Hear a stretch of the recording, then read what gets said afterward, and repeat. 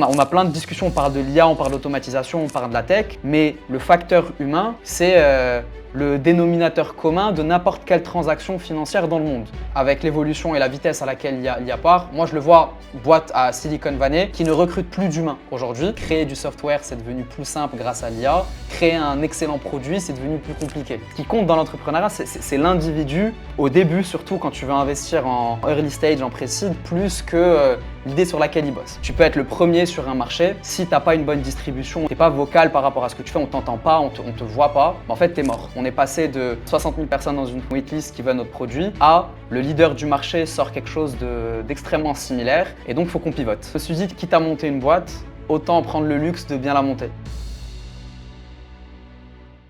Ce chiffre m'étonne toujours. 90% d'entre vous qui écoutez ce podcast régulièrement n'êtes toujours pas abonnés à la chaîne. Donc une seule chose, si vous aimez ce qu'on fait, si vous aimez ces podcasts et que vous voulez nous soutenir, abonnez-vous à la chaîne. Ça nous aide énormément. On va continuer à faire venir des invités super intéressants et à vous proposer des podcasts de qualité. Ce que je te disais, c'est que moi, j'ai découvert je t'ai découvert et j'ai découvert un petit peu ce que tu faisais à la base sur LinkedIn. Comme quoi, on peut se faire des amis en ligne. Mais je t'ai découvert sur LinkedIn et il y a deux choses qui m'ont intéressé. La première, c'est que tu parles d'IA d'une manière très concrète. Et la deuxième, c'est que tu travaillais en start-up et tu t'es lancé dans l'entrepreneuriat, tu as monté ta boîte et tu as décidé de lancer une agence. Alors qu'aujourd'hui, pour les gens qui ont ton âge, qui se lancent, etc., le modèle un petit peu classique, c'est lancer une start-up, c'est ce qui est le plus visible. Donc je pense qu'on peut commencer par là. Qu'est-ce qui t'a poussé à lancer ta boîte et qu'est-ce qui t'a poussé à lancer une agence ? Alors, j'ai su très très jeune que j'avais envie d'entreprendre, mais comme beaucoup d'entrepreneurs, tu parles d'entrepreneuriat, mais c'est pas palpable. Ça vient plus d'un rejet de quelque chose. Moi, de mon cas, c'était rejet de l'autorité, rejet d'une carrière classique. J'étais sûr que j'avais envie d'être indépendant, d'avoir ma liberté, de bosser sur des projets intéressants. Et la seule solution, c'est l'entrepreneuriat. Tu t'enlèves tout. Tu t'enlèves le fait d'être ingénieur, tu t'enlèves le fait d'être médecin, tu t'enlèves le fait d'être avocat. La seule solution, c'est je dois monter une boîte. Mais ce n'était pas palpable. Alors je me suis dit, bah, tiens, qu'est-ce que je peux faire pour avoir du temps en études supérieures? Et j'ai pensé à une business school. Je me suis dit, une business school, ça a l'air sympa de l'extérieur, je ne vais pas avoir trop de stress, je vais avoir du temps libre et je vais pouvoir m'intéresser à des sujets. Et j'ai pris un angle un peu différent sur mon intérêt pour l'entrepreneuriat au début. Je ne me suis pas intéressé à des compétences pures, je me suis intéressé à des fondamentaux. Je me suis dit quels sont aujourd'hui des concepts que je peux apprendre, quels sont des livres que je peux lire, quelles sont des conférences que je peux suivre pour me construire une trame entrepreneuriale avec des concepts et des valeurs qui sont fortes et qu'ensuite, indépendamment de ce que je décide de construire, que ce soit des compétences qui puissent m'aider. Et donc, c'est ce que j'ai fait pendant plusieurs années d'études. Et en dernière année, j'ai choisi comme thèse l'impact des biais cognitifs humains sur les marchés financiers. Et mon tuteur de thèse m'a parlé à cette période de ChatGPT, d'OpenAI plutôt, parce qu'on était en 2022, il n'y avait pas ChatGPT encore qui existait, il fallait faire une demande à OpenAI pour avoir accès à ce qu'on appelle le playground, pour pouvoir s'amuser un petit peu avec l'IA. Et ça, je te dis, ça remonte à il y a plusieurs années maintenant. Et il m'a dit, bah, tiens, essaye potentiellement dans ta thèse d'inclure une partie avec de l'IA où tu peux présenter potentiellement comment est-ce qu'on peut retrouver des biais humains dans des modèles d'intelligence artificielle. Et donc, j'ai suivi un peu sa recommandation. J'ai commencé à m'amuser un petit peu avec l'IA sur le playground. Et au bout d'un mois, je me dis, bah, tiens, ça peut aussi m'aider pour réviser mes cours. Ça peut aussi m'aider pour faire des recherches perso. Ça peut aussi m'aider pour me challenger, me donner des feedbacks sur des sujets. Et j'ai eu une petite intuition à cette époque qui était que si on arrivait à faire évoluer ces modèles pour les rendre plus intelligents, bah nous, en fait, en tant qu'humains, on pouvait devenir orchestrateur de systèmes. Et que donc, une des compétences les plus importantes, ça allait être la capacité de faire du system thinking, donc de penser en système. Au lieu de te dire, moi, par exemple, je suis un commercial, je fais de l'appel à froid. Non, moi, je suis un commercial qui va penser un système, une architecture pour pouvoir faire passer des appels à une IA, réussir à qualifier des prospects, etc. Et à ce moment-là, je me suis dit, bah vas-y, go, je vais être entrepreneur, mais je veux l'aborder sous un angle un peu step by step. Et je me suis dit, je vais prendre une année de césure avec mon école et je vais essayer de trouver un stage dans une startup qui commence à peine pour vraiment faire l'expérience, tu vois, être au cœur du réacteur et voir si ça me va ou pas. Parce qu'on peut avoir, tu peux approcher ça avec beaucoup d'ego et te dire non, moi c'est ce que je vais faire, je suis fait pour ça et y aller.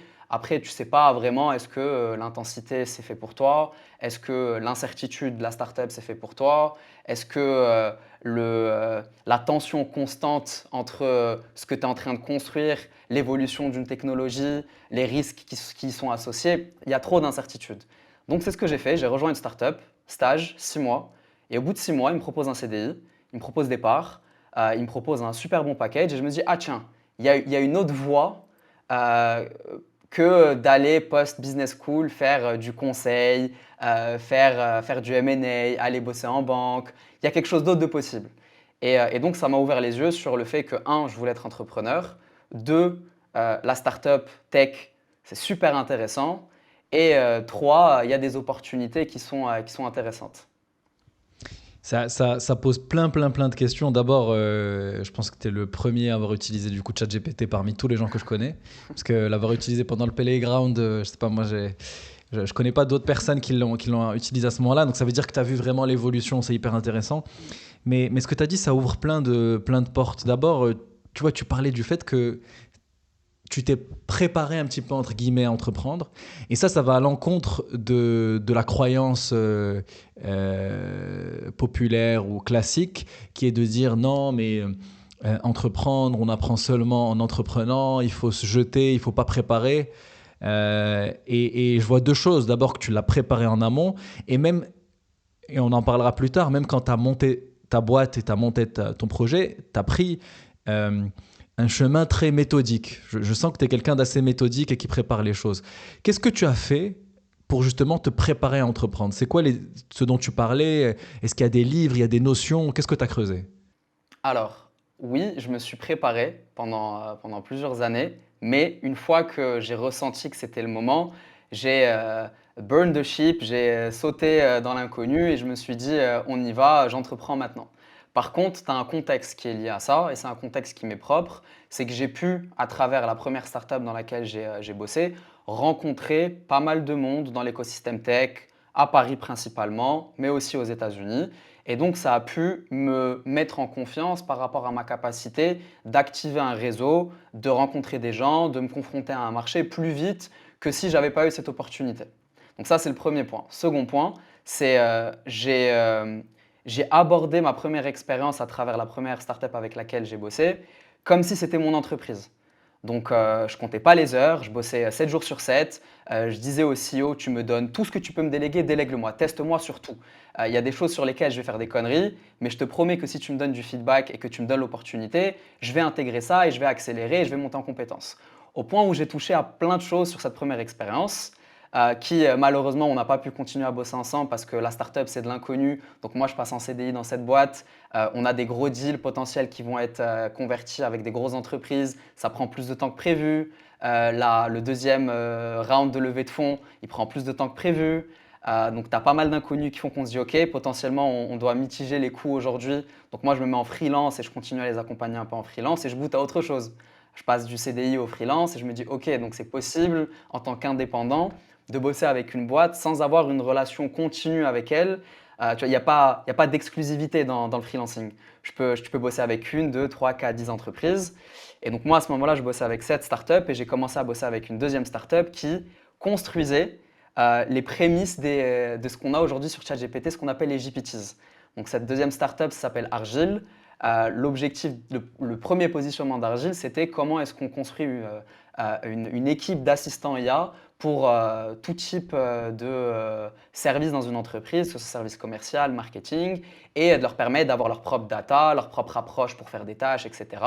Et donc j'ai commencé à bosser en freelance avec eux, je suis passé en CDI avec eux, j'ai touché à tous les sujets qui parlaient d'acquisition.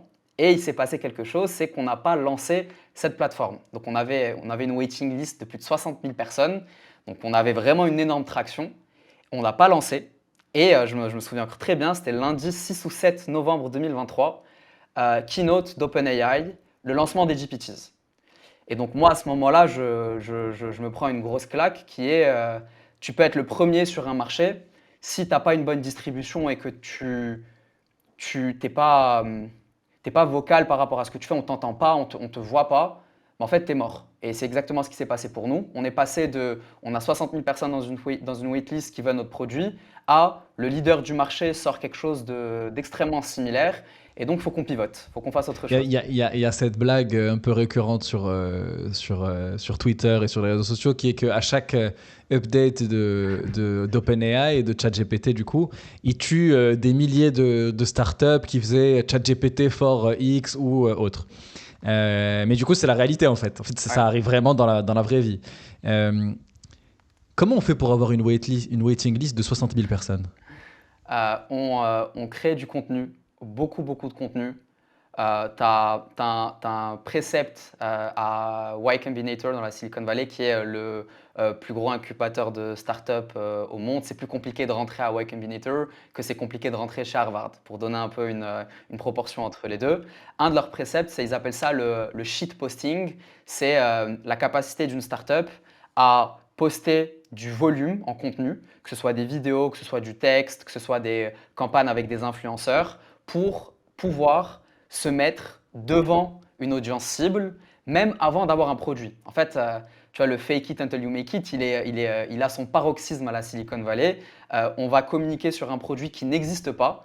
On va communiquer sur des features dont on ne connaît pas la capacité d'être construite, mais on a un optimisme dans le futur qui est tellement grand qu'on se dit que le risque-reward de parler de quelque chose qu'au final on ne développe pas ou on n'est pas capable de mettre en place, il est super petit par rapport au reward potentiel d'avoir cette traction, d'avoir cet intérêt. Et donc c'est ce qui s'est passé pour nous. On crée énormément de contenu, on a fait plein de campagnes et on a eu un intérêt qui était fou à l'époque envers le produit. Mais du coup, on parle de. C'est vraiment le fake it until you make it. Donc, tu parles de ce qui va exister, de la vision, mais tu n'as pas encore de produit. Tu le montres. En fait, tu montres tu as un pré-produit. C'est même pas, tu vois, on parle souvent dans la startup de minimum viable product, tu as de MVP. Mais là, en fait, c'est Ouais. même pas un MVP que tu as. C'est quelque chose que tu peux pas mettre encore dans les mains de tes utilisateurs. Mais ça Mais fonctionne que que en vidéo. Mais tu peux faire des exactement. vidéos. Exactement. Énorme. Je sais pas si tu as vu le fondateur de Cloly et son équipe, ce qu'ils Ouais. font. Ouais. Qui était, donc c'était, ils ont commencé comme un software pour tricher pendant les entretiens d'embauche. Mm, Ça s'appelait Interview Coder, je pense. mm. Et maintenant, c'est une startup dont la phrase c'est cheat on everything. Donc, je pense qu'ils veulent passer des entretiens d'embauche à tout, c'est-à-dire avoir comme un espèce de une IA sur ton ordinateur qui t'aide à faire tout ce que tu fais dans ton quotidien. Mais en tout cas, je pense qu'ils n'ont pas encore de produit et ils ont une stratégie médias, réseaux sociaux, à fond, toute la journée, tout le temps, tout le temps, tout le temps. Et je pense que ça, c'est quelque chose qui est permis aussi par l'IA. On ne pouvait pas produire autant avec une petite équipe. Et je pense qu'en général, les startups ne vont pas brûler l'intégralité de leur levée de fonds sur ça, même si c'est intéressant. Donc, je pense que c'est permis aussi par l'IA. Alors, tu as deux approches. Tu as un gain en efficience grâce à l'IA. Tu as un gain en standardisation grâce à l'IA. Par exemple, toi, en tant que créateur de contenu, tu as une approche, tu as un playbook, tu as un processus que tu suis à chaque fois pour créer un contenu. Donc, tu vas faire des recherches, tu vas auditer des contenus existants, tu vas matcher ça avec la knowledge base de ton entreprise, tu vas matcher ça avec le positionnement de ton entreprise. Tout ça, ça prend du temps. Et généralement, c'est déterministique. Tu sais un peu comment tu vas le faire.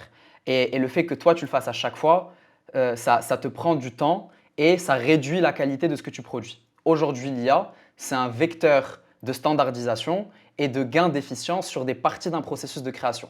Pas sur la création en tant que telle, mais sur ce qui amène à la création. Donc ça, c'est le premier point. Le second point en parlant d'équipes comme Cloudly, c'est que aujourd'hui, si tu veux gagner de distribution game, tu ne peux pas te permettre de faire juste de la qualité. Tu dois faire de la qualité et de la quantité. Parce que comme aujourd'hui, l'IA permet de faire plus de quantité, c'est pas juste celui qui est visible tout le temps. C'est celui qui est visible tout le temps et du mieux possible et avec plein d'angles différents et avec des concepts. Et ce qui fait qu'on parle souvent de, c'est un sujet récurrent sur les réseaux sociaux aujourd'hui en fait, si on a du contenu généré par IA, ça va tuer l'appréhension des gens du contenu. En fait, ce qui va se passer, c'est juste que la barrière à l'entrée, elle va être encore plus élevée. Aujourd'hui, quand tu scrolles sur TikTok ou quand tu scrolles sur Instagram, tu as déjà une abondance de contenu généré par des humains. Et ceux qui remontent, c'est juste les meilleurs contenus créés par les meilleurs humains. Et à terme, on va juste avoir les meilleurs contenus créés par les meilleurs IA et les meilleurs humains. Et à terme, peut-être qu'on aura des contenus juste créés par des IA, ça, on verra bien. Je voulais vous parler de TapTapSend, un service dont on est très fier d'être partenaire. Quand on est MRE, on cherche toujours le moyen le plus simple, rapide et avantageux pour envoyer de l'argent au Maroc. Que ce soit pour soutenir nos proches, épargner ou investir. Si vous vivez en Europe, aux États-Unis, au Canada ou même aux Émirats, TapTapSend est la solution à connaître. Avec TapTapSend, vous pouvez transférer de l'argent instantanément vers tous les comptes bancaires marocains et même vers les agences Cash Plus ou Afacash. Ce qui m'a convaincu, c'est que les transferts bancaires sont gratuits et les taux proposés sont parmi les meilleurs du marché. Leur modèle repose sur une petite marge sur le taux de change, mais ils veillent à proposer un taux compétitif et transparent. Et en plus de ça, si vous êtes un nouvel utilisateur, vous recevez 15 € offerts pour un envoi depuis l'Europe et 25 $ si vous êtes aux États-Unis. Il vous suffit de télécharger l'application et d'utiliser le code NEXTWAVE au moment de l'inscription. Mais ça, c'est une vraie question, je pense, qui divise. Et on pourrait revenir quand on va parler un petit peu plus de contenu. Pour revenir sur la startup, avant de passer, tu vois, au moment où tu lances ta boîte, pendant ces années-là en startup, tu as été dans des startups quand même, tu vois, qui sont parmi les meilleurs de ce qui se fait aujourd'hui. Qu'est-ce que tu as appris? C'était quoi un petit peu les apprentissages clés que tu as eu pendant ces années-là? C'est assez marrant que tu me demandes qu'est-ce que j'ai appris, parce que le premier jour où j'ai rejoint la première startup, Metagora, CEO Tony, il me dit premier truc que je vais te dire, c'est que tu oublies tout ce que tu as pu apprendre en école de commerce. Oublie tout, erase, supprime, on part d'une page blanche. Parce que monter une startup, ça n'a rien à voir avec monter un business classique. Tu as du chaos constant, tu as de l'incertitude, et donc il y a certaines choses à mettre en place quand tu montes une startup. Première grosse leçon, c'est que tu dois constamment construire un produit pour un futur que tu considères possible. Tu prends en compte les éléments que tu as aujourd'hui au présent. Donc aujourd'hui, la tech me permet de faire X, Y, Z. Tu prends en compte les problématiques que tu as par rapport à ton marché et tu dois construire une solution hypothétique que tu considères possible dans un avenir à 12-24 mois. Et la promesse que tu fais aujourd'hui à une entreprise, dans le B2B quand tu construis une application, c'est on va vous accompagner sur 12-24 mois à résoudre un problème tellement profond que ça ne vous dérange pas de payer pendant cette période de temps, pendant ce buffer, parce que la possibilité de résolution, le ROI pour la boîte, le retour sur investissement pour la boîte, il est tellement énorme que ça vaut le coup de cramer potentiellement un peu d'argent pendant cette période. Premier point. Deuxième point, une boîte qui achète une solution, d'une startup, elle n'achète pas juste la promesse, elle achète aussi la capacité de la startup de pointer du doigt des zones problématiques dans cette entreprise. Si tu prends une boîte de plus de 100, 200, 300 employés, tu as toujours des process qui sont cassés en interne, tu as des manières de faire qui sont pas très bonnes. La réalité du terrain, c'est que quand tu grossis, tu ne peux pas recruter que des top A players. Donc tu te retrouves avec des gens qui sont potentiellement un peu moins à fond, qui ont un peu moins de motivation et qui sont là, qui font leur job, mais qui ne font pas le plus. Alors que dans la startup, si tu ne fais pas 150, 160, 200%, bah en fait, c'est que tu ne fais rien. Parce que ça, c'est une phrase je sais pas si c'est Paul Graham ou si c'est un autre, une personnalité très connue dans l'écosystème startup qui te dit ta compétition, ce n'est pas ton marché local. Ta compétition aujourd'hui, quand tu construis une solution internationale, c'est toutes les startups du monde. Et si tu vas à la Silicon Valley et San Francisco et tu vois l'intensité qu'il y a quand tu montes une boîte, mais quand je compare certaines boîtes en Europe que j'ai pu côtoyer, mais ces boîtes, elles sont foutues, elles n'ont pas le niveau. Elles ne peuvent pas être en compétition avec ces entreprises. Et pourtant, c'est la même promesse, tu vois. Donc ça, c'est un autre apprentissage. Il n'y a pas de demi-mesure quand tu montes une startup. C'est soit tu es all-in et tu vas sacrifier énormément de choses, soit ne va pas en startup. Attends que ce soit une scale-up ou attends que ce soit une boîte un peu plus positionnée dans son marché. Et à ce moment, rejoins-la. Autre point aussi qui est super important, c'est ne jamais construire un produit, donc ne jamais développer une solution avant d'avoir eu potentiellement déjà des commits financiers de potentiels prospects. Donc quand tu fais des gros deals B2B surtout, les boîtes, elles ont du cash à investir sur certaines solutions. Et de toi, te lancer sur le développement d'un produit complet alors que tu n'as même pas validé le fait qu'une boîte est capable de payer pour ton produit, c'est que tu n'as pas de validation de marché. Et je reprends l'exemple qu'on avait nous avec les 60 000 personnes dans la waitlist. Pour nous, ce n'était pas une validation de marché. C'était une validation de traction, mais pour nous, on n'avait pas encore de marché. Le marché, c'est quand tu mets un lien Stripe ou que tu envoies une facture et que ta facture est payée. Tu vois. Là, tu as une validation. Et il y a énormément de boîtes et il y a plein de mèmes sur Instagram du start-upper cliché à qui tu vas demander alors comment ça se passe et il va dire non mais tu sais écoute moi ça se passe super bien, on a eu 20 réponses à nos emails, on a eu 10 discussions, on avance, on est au 8e rendez-vous avec cette entreprise et quand tu demandes revenu t'en es où? Il te dit zéro, tu lui demandes combien il te reste de cash, il dit non mais t'inquiète je suis en train de préparer une deuxième levée de fonds, on va être bien, ça avance etc. Et il faut faire vraiment attention avec ce point-là. Donc, la validation de marché, c'est quand on est prêt à payer ou que tu as des commits sérieux. Tu as une entreprise qui te dit, OK, on va lancer un POC potentiel pendant une période de temps, on va collaborer ensemble sur ces sujets. Potentiellement, vous pouvez nous faire une période de consulting, même si ce n'est pas vraiment du consulting qu'une startup va faire, pour vraiment auditer les process en interne et voir comment est-ce que votre solution s'adapte à nous. Autre point aussi qui peut parler au Maroc, je pense, surtout au Maroc dans l'industrie marocaine quand tu montes une startup, c'est le rapport aux investisseurs, c'est le rapport aux VC. Quand tu lèves des fonds avec de vrais players aux États-Unis par exemple, déjà ils vont parier sur toi. Ils ne vont pas parier sur ton produit. Exemple parfait, quand tu envoies ton dossier de candidature à Y Combinator, une des questions qu'ils te demandent, c'est quoi les side ideas que tu as? C'est quoi d'autres projets potentiels sur lesquels vous êtes en train de bosser? Pourquoi? Parce qu'ils veulent pas rejeter des candidatures pour cause de ton idée, elle est nulle.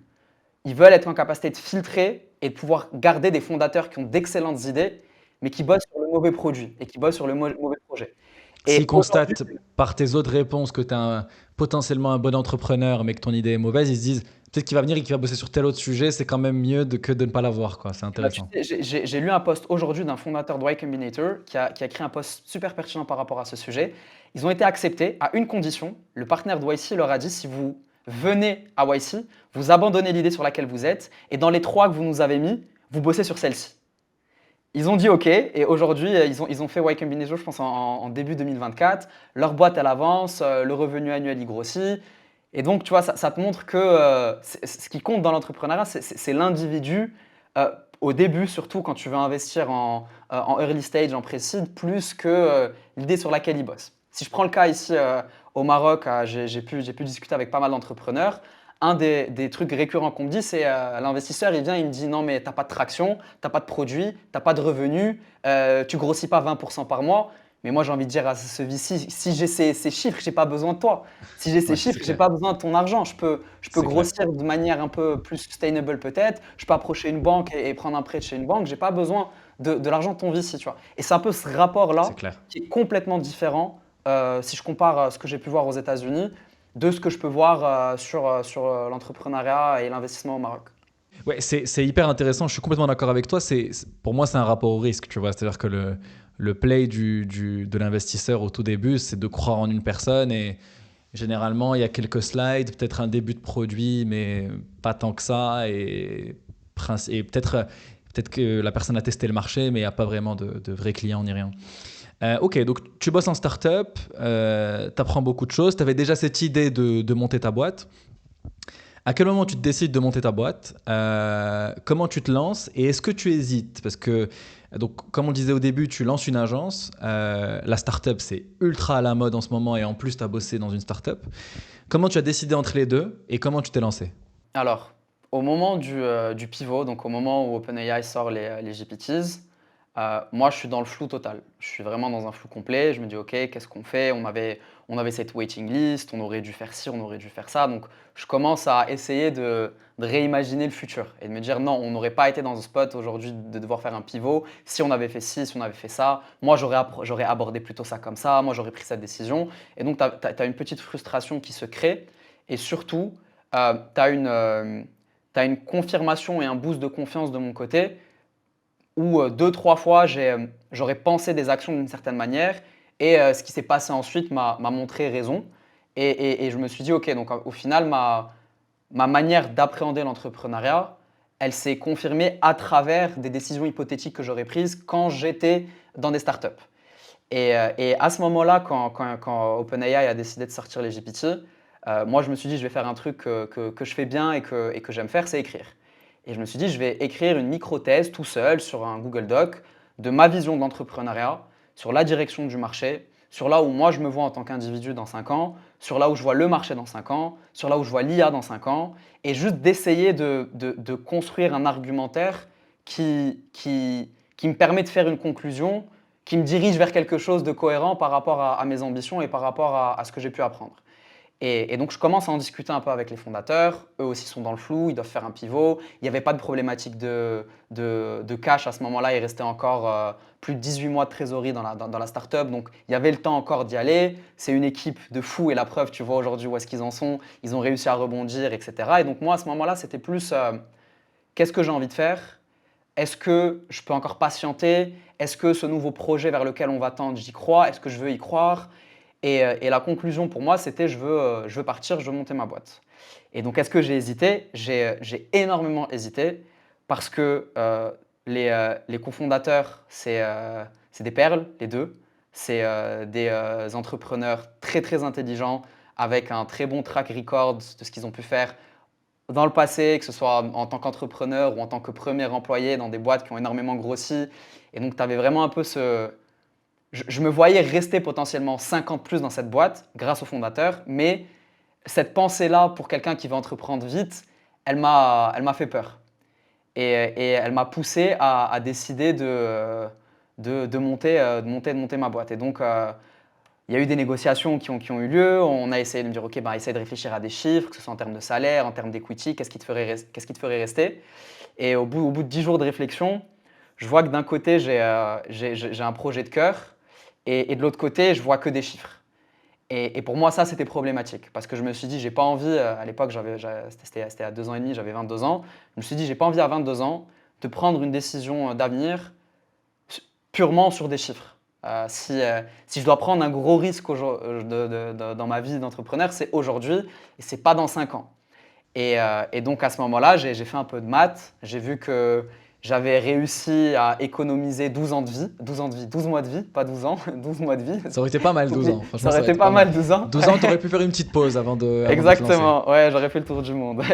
Donc 12 mois. Ouais. Et la première problématique que j'ai eue, c'est comment est-ce que je lance un business qui fait du cash vite pour, un, me mettre en confiance en tant qu'entrepreneur, deux, un business où j'ai pas besoin de cofondateur, où je peux me lancer tout de suite. J'ai pas envie de devoir à manager le risque que moi je prends, le risque que quelqu'un d'autre prend, le risque que la Et le relation risque humaine de l'interaction, ouais. de l'interaction, que l'interaction soit pas bonne.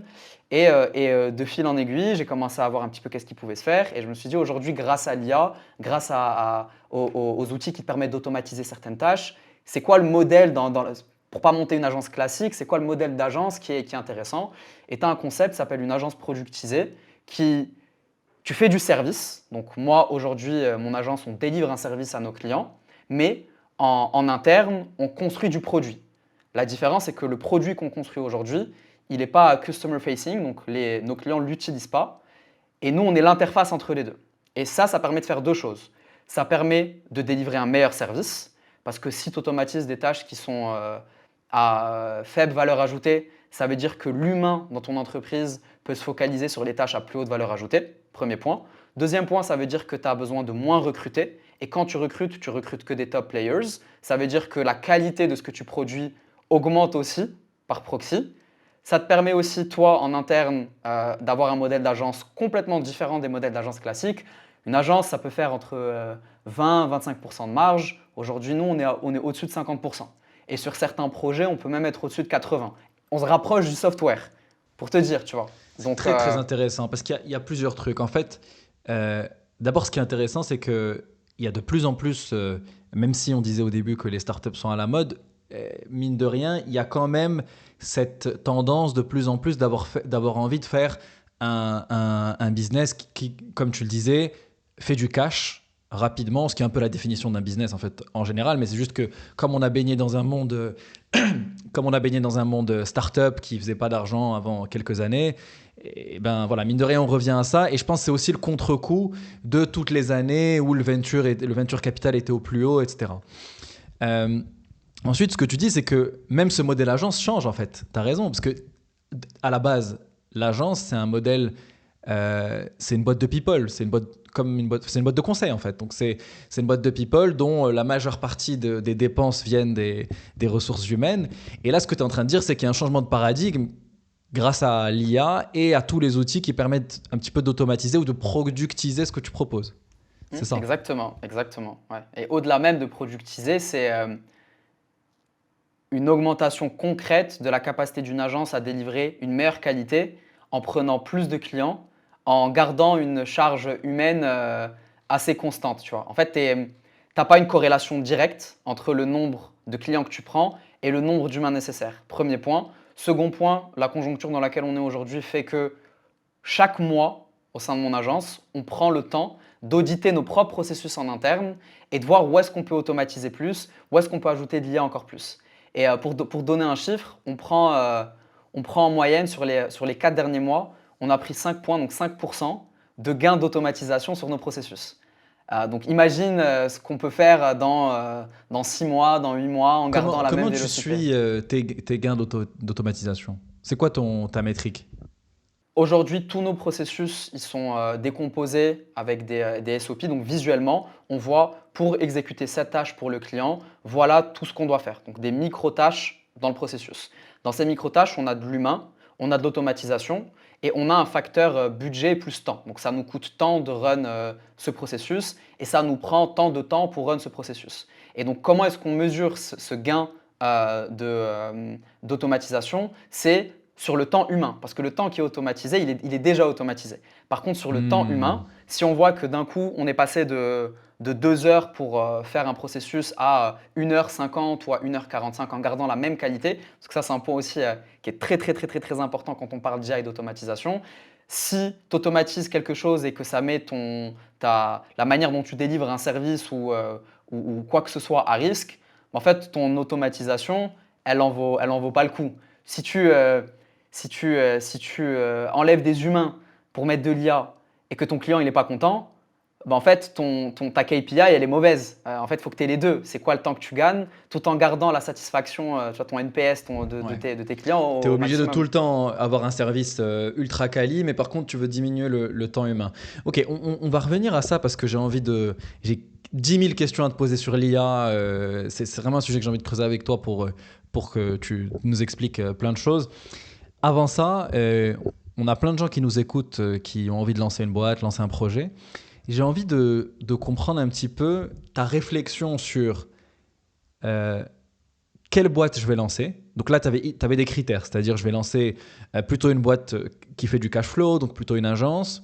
Mais comment tu as réfléchi à ton positionnement et qu'est-ce que tu as fait un petit peu, qu'est-ce que tu as préparé avant de t'y mettre à vraiment à 100%? J'ai essayé de conceptualiser cette réflexion. Et tu as un concept japonais, c'est l'ikigai. Donc, c'est comment est-ce que tu construis une vie à l'intersection entre quelque chose qui peut te faire gagner de l'argent, quelque chose qui te drive, quelque chose qui a un impact positif sur la société, etc. Et je me suis dit, est-ce qu'on peut appliquer ça sur le lancement d'un business? Et quand j'ai essayé d'appliquer ça, j'ai identifié trois facteurs et trois questions qu'on peut se poser.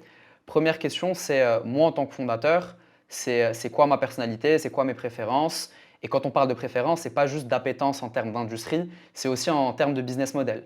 Est-ce que tu veux devoir délivrer tes clients chaque mois? Est-ce que tu veux faire du one shot? Donc tu signes un client, tu délivres quelque chose et ensuite ça y est, tu passes à autre chose. Est-ce que tu veux faire de la formation asynchrone? Est-ce que tu veux vendre ton temps et faire du consulting et faire payer les gens par heure? Est-ce que tu veux du software et avoir du scale? Donc c'est vraiment une question de… C'est pas mal de self-awareness, c'est comment est-ce que tu apprends toi à te connaître à travers le business que tu veux créer, même si ça va évoluer avec le temps, mais au moins faire un constat le premier jour où tu décides de te lancer, ça peut vraiment te faire gagner pas mal de temps et Ça, c'est t'éviter de faire très des conneries. Tu intéressant. vois. Je pense que j'ai jamais entendu ça. C'est-à-dire que tu es allé au détail de te dire c'est quoi le type de day-to-day que je veux. C'est-à-dire, c'est quoi structurellement la boîte que je vais avoir. Est-ce que je vais avoir des clients, des grandes boîtes, des petites boîtes, des gros projets, des projets qui durent 2 heures, un suivi long terme, court terme. Et ça, tu avais déjà l'awareness de te dire ce que tu avais envie. Je me suis dit, quitte à monter une boîte, autant prendre le luxe de bien la monter, tu vois, et de bien penser Ok. les fondamentaux de ma boîte dès le premier jour. Et pas juste me lancer dans l'inconnu Et donc prendre… là, tu t'es dit quoi? Tu t'es dit, je veux quand même des relations plutôt long terme, moyen terme, avec un certain type de boîte qui te plaît, c'est-à-dire les startups? C'était Ouais. ça? Deuxième question, c'est quel est le marché, quelle est la clientèle dont je parle le même langage? Et le même langage, pas français-anglais, mais on a les mêmes mots. Moi, après 2 ans et demi en startup, là, je fais un effort fort pour être compris, mais je parle en jargon startup. Donc, je vais balancer des mots à tout va qui ne vont pas être compris par tout le monde. Mais quand tu baignes dans l'écosystème startup, c'est comme ça qu'on parle. Tu vois, on fait des anglicismes partout, on a des concepts qui sont propres. Et donc, je me suis dit, quelle est la typologie de client où quand je viens en call de vente, en call de prospection, ou si je les rencontre en vrai, il va pas me juger en tant que jeune entrepreneur, mais il va me juger à travers l'historique que j'ai et il va se dire cette personne est crédible parce qu'on se comprend et il comprend mes problématiques. Et pour moi, c'était le CEO de startup. C'était la cible. J'ai passé 2 ans collé avec des fondateurs de startup. Je connais leurs problématiques, je sais comment leur parler, je sais comment les aider. Et donc, je me suis dit, je vais sur ce sujet et je prends cette clientèle. Donc ça, c'était la deuxième question.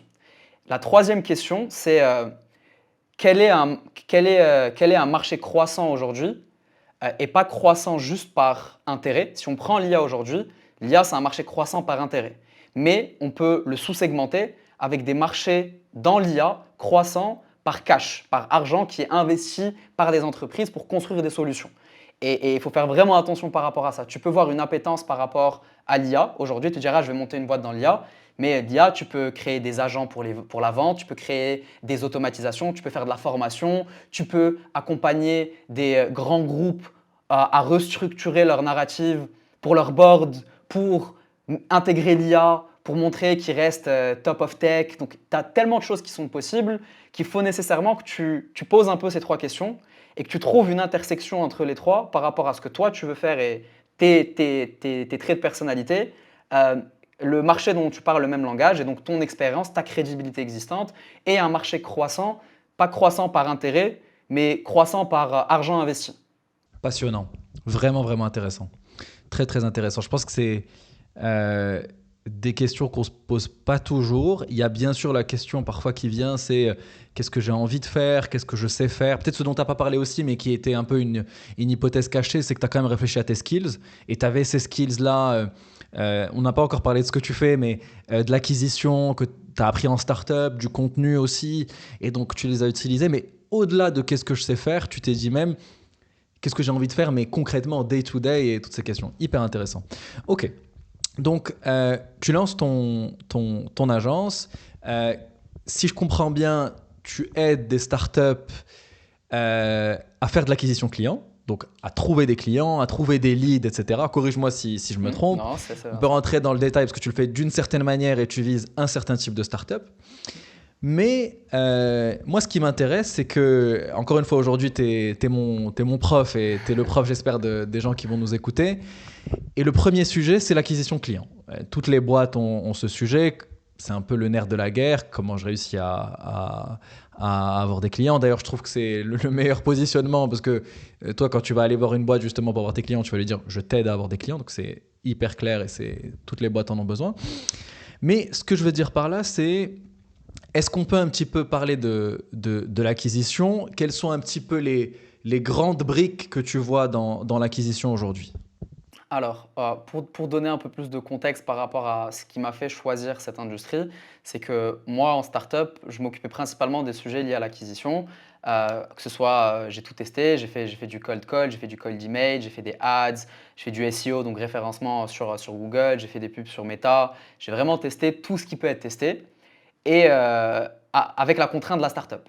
La contrainte de la startup, c'est tu n'as pas de crédibilité, tu n'as pas ou un produit pas Vite ouf, fait. vite fait quoi. T'as pas une façon d'investir massivement pour être visible en continu. Et comment est-ce que tes intermédiaires peuvent te prendre au sérieux quand tu leur envoies un message? Et en testant tous ces canaux, ma conclusion, c'était que pour construire une stratégie d'acquisition qui fonctionne, il faut 3 vecteurs. Premier vecteur, comment est-ce que je construis de la confiance à grande échelle? Comment est-ce qu'une unité de travail puisse me ramener unknown, donc unlimited, unité de confiance à travers mes clients? Donc avoir un retour disproportionné par rapport à une unité de travail qui est définie. Donc je prends 1 heure pour écrire un contenu, mais mon contenu, une fois que je l'ai publié par exemple sur LinkedIn, je n'ai pas de prédictabilité sur à quel point est-ce qu'il va performer. Il y a une probabilité que ce contenu me ramène 5 prospects, comme il peut m'en ramener 100, comme il peut m'en ramener 0. Et ça, c'est ce qui permet aujourd'hui, avec des ressources limitées, d'avoir d'exponentialité. C'est le contenu. Donc ça, c'était la première couche, encore plus pour le B2B, donc pour des entreprises qui construisent des solutions pour les autres entreprises. Deuxième vecteur, c'est comment commencer des conversations avec les bonnes personnes, donc les bons interlocuteurs, au bon moment, avec la bonne approche, avec la bonne question, avec la bonne intention. Et pour faire ça, il faut être en capacité de regrouper de la data par rapport à des entreprises qui font partie de ton marché. On va prendre une situation hypothétique. Imaginons que demain, Next Wave, deuxième branche, on accompagne les entreprises marocaines B2B dans leur présence média avec de la vidéo. Ok, donc quelles sont les entreprises aujourd'hui qui auraient besoin d'être présents en ligne avec du média, avec de la vidéo? On va aller voir quelles sont aujourd'hui les entreprises qui ont déjà potentiellement fait du contenu vidéo, mais qui n'est pas ouf. Donc on peut aller vérifier. On peut avoir des agents IA qui vont aller vérifier sur leur site web. Est-ce que tu as de la vidéo qui est présente? Est-ce qu'il y a une chaîne YouTube? Est-ce qu'il y a un compte TikTok? Est-ce qu'il y a un compte Instagram? Donc imaginons qu'on ait créé une base de données de 1000 entreprises et que pour ces 1000 entreprises, tu as un agent qui puisse aller vérifier cette intention. Intention numéro 2, est-ce qu'il y a une personne responsable du marketing dans ces boîtes? Pourquoi? Parce que si je dois parler de sujets médias, j'ai bien envie de parler au head of marketing ou à la head of marketing parce que c'est la personne la plus sensible de comprendre la problématique que moi j'essaye de résoudre. Autre point, c'est temporalité. Aujourd'hui, tu prends en compte le contexte culturel d'un pays que tu vas aller reach out et tu te poses la question, quel est le meilleur moment où je dois envoyer mes messages? Quand est-ce qu'au Maroc, on prend des décisions? Est-ce que c'est pendant la période de Ramadan? Je ne pense pas. Donc si jamais tu veux lancer une campagne, tu ne vas pas la lancer à ce moment. Est-ce que Ouais. c'est C'est pas en Ramadan, août? c'est pas vendredi midi, C'est pas c'est pas en août si c'est au exactement. Maroc ou en France. Ouais, ok. Donc tu dois prendre en compte aussi ces facteurs. Et une fois que tu as pu faire une construction d'une liste, que tu as pu trouver des intentions, une intention, c'est une information que tu peux interpréter comme un signal d'achat potentiel par rapport à la solution que tu apportes. Donc là, l'exemple que j'ai partagé, c'est toi, si on voit que une boîte a déjà des vidéos, a déjà un compte YouTube ou a déjà un compte TikTok, ou que le CEO ou les C-level créent du contenu sur LinkedIn, apporter une couche de vidéo, ça peut faire sens. Donc c'est une intention qu'on peut interpréter d'une manière logique et audible de leur part pour pouvoir leur envoyer un message. Une fois qu'on a fait ça, on peut identifier et se mettre d'accord sur quel est le message qu'il faut envoyer, rédiger ces messages et automatiser l'envoi de ces messages avec un peu de variables. On peut avoir des variables qui sont communes, bien sûr le prénom de la personne, le nom de l'entreprise, mais on peut aussi aller plus loin. On peut aussi utiliser l'IA pour générer des messages personnalisés, mais juste une partie du message. Par exemple, si on veut faire une référence au post LinkedIn que tu as pu voir de la part du fondateur, et tu veux écrire dans ton message de prospection, ah tiens, j'ai vu ton dernier post sur comment faire du cash avec un podcast, tu vois. Et tu peux faire cette référence. Et donc ça, c'est vraiment le vecteur numéro 2. Conversation avec les bonnes personnes, au bon moment, avec la bonne approche, et réussir à automatiser un peu ça pour que ce ne soit pas trop drainant. Donc en fait, ce qui est hyper intéressant dans ce que tu dis, c'est que donc, si tu veux avoir des clients, tu as un petit peu donc, deux catégories avec une entre les deux. C'est-à-dire tu as le contenu pour créer de la confiance et qu'on entende parler de toi un petit peu. Et donc que les gens viennent vers toi. C'est ça un petit peu que tu appelles l'inbound, je crois. Et ensuite, tu as la partie où tu contactes les gens. Donc tu identifies les bonnes personnes, tu les contactes. Et en fait, aussi la notion qui est intéressante dans ce dont tu parles, c'est l'entre-deux qui est l'intention. C'est un peu entre les deux. C'est-à-dire que quand tu crées du contenu, tu identifies les bonnes intentions des gens et donc tu vas aller les contacter. Et donc, tu peux utiliser l'IA dans différentes parties. OK. Si on reste sur la partie contenu, déjà, pourquoi c'est important? Tu as parlé de trust. Quelles sont un petit peu les plateformes ou les formats de contenu qui te semblent les plus intéressants aujourd'hui? Toi, tu écris à la fois sur ce que tu sais, c'est-à-dire ton expertise. Tu écris aussi sur ta propre boîte où tu parles un petit peu de tes chiffres, de comment tu as avancé, etc. Donc voilà, sur la partie contenu, comment tu vois les choses aujourd'hui? Aujourd'hui, sur le contenu, la première question à se poser, c'est qui est mon audience? Donc, est-ce que je parle à monsieur tout le monde ou est-ce que je parle à la directrice marketing d'une boîte de plus de 100 employés à New York, tu vois? Donc, c'est deux personas différentes. Une persona, c'est une typologie de clients avec qui tu pourrais collaborer en fonction de ton entreprise et ta solution. Donc ça, c'est la première question. Est-ce que je fais du B2B? Est-ce que je fais du B2C? Et tu as une petite intersection entre les deux qu'on appelle les prosumers. C'est des indépendants, donc monsieur et madame tout le monde, qui travaillent dans une entreprise et qui vont adopter une solution en perso et qui vont devenir le champion en interne dans l'entreprise et parler de ta solution. Et ton objectif quand tu crées du contenu, c'est d'être visible à travers les plateformes où une typologie de contenu qui t'est propre est le plus consommée. Aujourd'hui, si on prend le B2B, LinkedIn, c'est une mine d'or. Pourquoi? Parce que le directeur commercial ou le VP of Innovation ou le CEO d'un énorme groupe, quand il scrolle, il va principalement scroller sur LinkedIn. Il va principalement lire du contenu sur cette plateforme. Et donc, le channel qui te permet, toi, de garder un point de contact, c'est LinkedIn, pour du pur B2B. Pour du pur B2B, tu peux aussi t'approprier YouTube. Parce que le B2B fait. Quelqu'un dans le B2B, parfois, il peut poser une question à travers Google pour tomber sur un sujet. Et généralement, pas généralement, la vidéo est un média qui est plus fort que le texte. Et si tu as une vidéo sur YouTube qui est référencée sur Google, eh ben, la personne peut tomber sur toi. Et donc, ton contenu, il te permet, et c'est vraiment ça la force du contenu, c'est d'avoir un point de contact passif avec tes prospects sans que tu sois pushy. Pushy, c'est par exemple, je vais t'envoyer 10 emails. Je vais créer une séquence, je vais t'envoyer 10 emails parce que je veux rester top of mind. Je veux que tu te souviennes de moi pendant tout un mois ou pendant 2 mois, donc je vais t'envoyer 10 emails. Alors déjà, première problématique, c'est que je dois être sûr que tu reçois mes emails. Deuxième, c'est que tu les ouvres.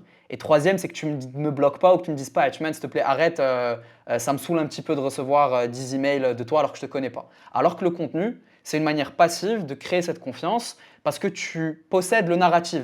Ça aussi, c'est super important. Au Maroc, quand on parle de médias, généralement, on va se dire, OK, est-ce qu'il n'y a pas une plateforme qui possède son propre média, que ce soit un podcast c'est un peu récent, mais que ce soit une radio, que ce soit une agence, que ce soit à la télé, whatever, qui va avoir un agenda qui lui est propre et qui va potentiellement faire une interview et qui va donc posséder ton narratif. Quand tu crées ton propre média, quand tu crées en tant qu'entreprise ou en tant que personne du contenu, soit à travers un compte personnel, soit à travers un compte entreprise, tu possèdes le narratif, tu possèdes ce que tu racontes. Et ça, c'est super puissant parce que la parole rapportée, elle a moins de valeur que ta propre parole à toi. Et on ne s'en rend pas compte, mais tu vois, on a plein de discussions, on parle de l'IA, on parle d'automatisation, on parle de la tech, mais le facteur humain, c'est le dénominateur commun de n'importe quelle transaction financière dans le monde. Et de réussir à le garder et de l'amplifier même avec du contenu, c'est super puissant. Et les entreprises qui s'y mettent, j'ai un exemple parfait pour toi. Tu as une entreprise aux États-Unis qui s'appelle Airbnb. Ça permet, c'est une application que tu rajoutes sur un site web, ça marche que pour les États-Unis, et ça te permet d'identifier 60 à 70% des visites de ton site, donc une intention. Ouais, c'est incroyable. C'est incroyable. Tu as l'email d'une personne qui va sur ton site sans te contacter. Ouais, Ouais, donc tous nos clients aujourd'hui aux États-Unis, on a ça en place parce que on crée le contenu, donc on envoie du trafic vers le site et ça nous permet de capturer cette intention et de faire ce que tu as dit tout à l'heure, donc d'envoyer des messages en fonction de l'inbound qu'on a eu. Mais le point que je veux partager là, tu peux l'utiliser au Maroc ou pas du tout? Non, à part si tu targetes les États-Unis. Si tu as une entreprise, en fait, ça désanonymise le trafic des États-Unis. Américain. Américain, D'accord. exactement. Ouais. Mais le point que je voulais faire par rapport à cette entreprise, c'est que le fondateur, il a créé ce qu'on appelle une personal brand, une marque personnelle sur LinkedIn, qui est tellement forte, il a plus de 140 000 followers, qu'il n'a pas le meilleur produit sur le marché, mais c'est son produit qui fait le plus de revenus annuels en le comparant à des produits qui sont meilleurs. Et c'est un facteur de 10x, 10x, 20x, 30x en termes de plus de revenus. Pourquoi? Parce qu'il a son narrative, parce qu'il a sa distribution, parce qu'il crée son contenu et parce que tous les jours, tu vois sa tête sur LinkedIn avec des posts, avec des photos, avec des vidéos et il réussit petit à petit à converger différentes audiences vers un point commun ou vers un intérêt commun. Et donc, ces gens vont se dire « Ah tiens, moi, je vais tester la solution Airbnb au lieu d'une autre solution donnée. » Qu'est-ce qui a changé dans les derniers mois sur le contenu? D'abord, on voit de plus en plus de vidéos, y compris sur LinkedIn. Est-ce que tu vois un switch? Tu as parlé un petit peu de YouTube. Est-ce que toi aussi, est-ce que tu t'intéresses un petit peu à YouTube? C'est quoi un petit peu les évolutions que tu vois en ce moment? Et aussi, pardon, juste pour faire le lien avec l'IA, il y a aussi le fait que ça permet de créer beaucoup de contenu. Et donc, je me demande, tu vois, comment on garde un petit peu quand même le côté humain. Parce que, mine de rien, si je prends l'exemple de Airbnb, je crois que je l'ai vu passer sur LinkedIn, mais c'est vrai qu'il poste tellement qu'il y a un moment, on se dit, est-ce que c'est de l'IA? Est-ce que c'est authentique? Donc, toujours, comment faire cette balance-là?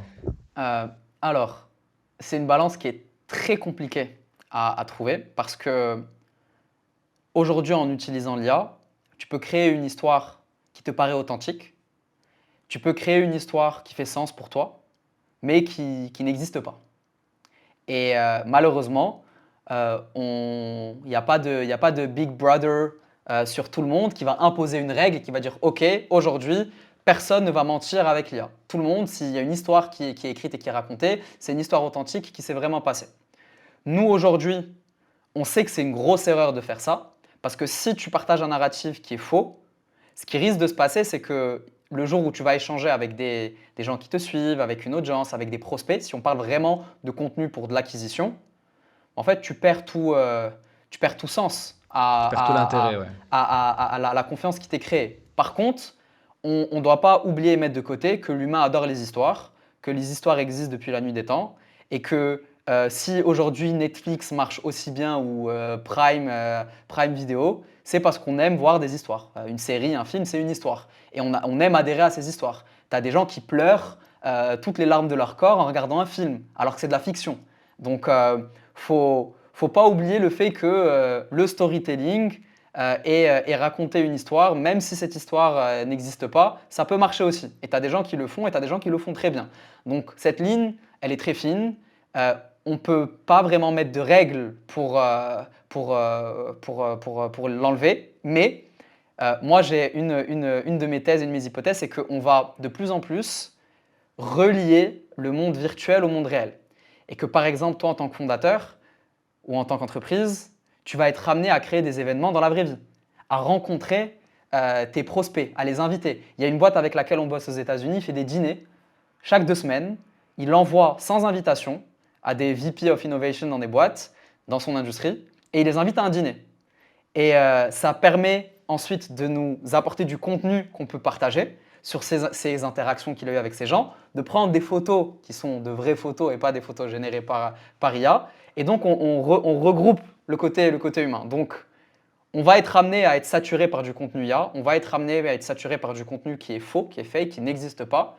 Mais si on essaye de garder le plus possible ce lien humain, physique, tangible, à travers de la vidéo aussi, parce que la vidéo, c'est le média où ça va être le plus compliqué de reproduire parfaitement Mohamed et Etchman, comme ce qu'on fait aujourd'hui. Tu vois, le podcast qu'on fait aujourd'hui, c'est authentique, c'est naturel, on a une conversation. Ça va être très compliqué de reproduire ça à l'identique. Et donc, ces médias vont prendre de plus en plus la main, surtout si tu rallies ça avec des événements réels. Donc, tu vas me voir, tu vas C'est intéressant ce m'entendre. que tu dis, mais ouais, moi je suis assez d'accord avec toi. Je pense que même tu vois ce qu'il y avait il y a 10-15 ans, les meet-up, les events, il y en a beaucoup moins, je trouve, aujourd'hui, partout.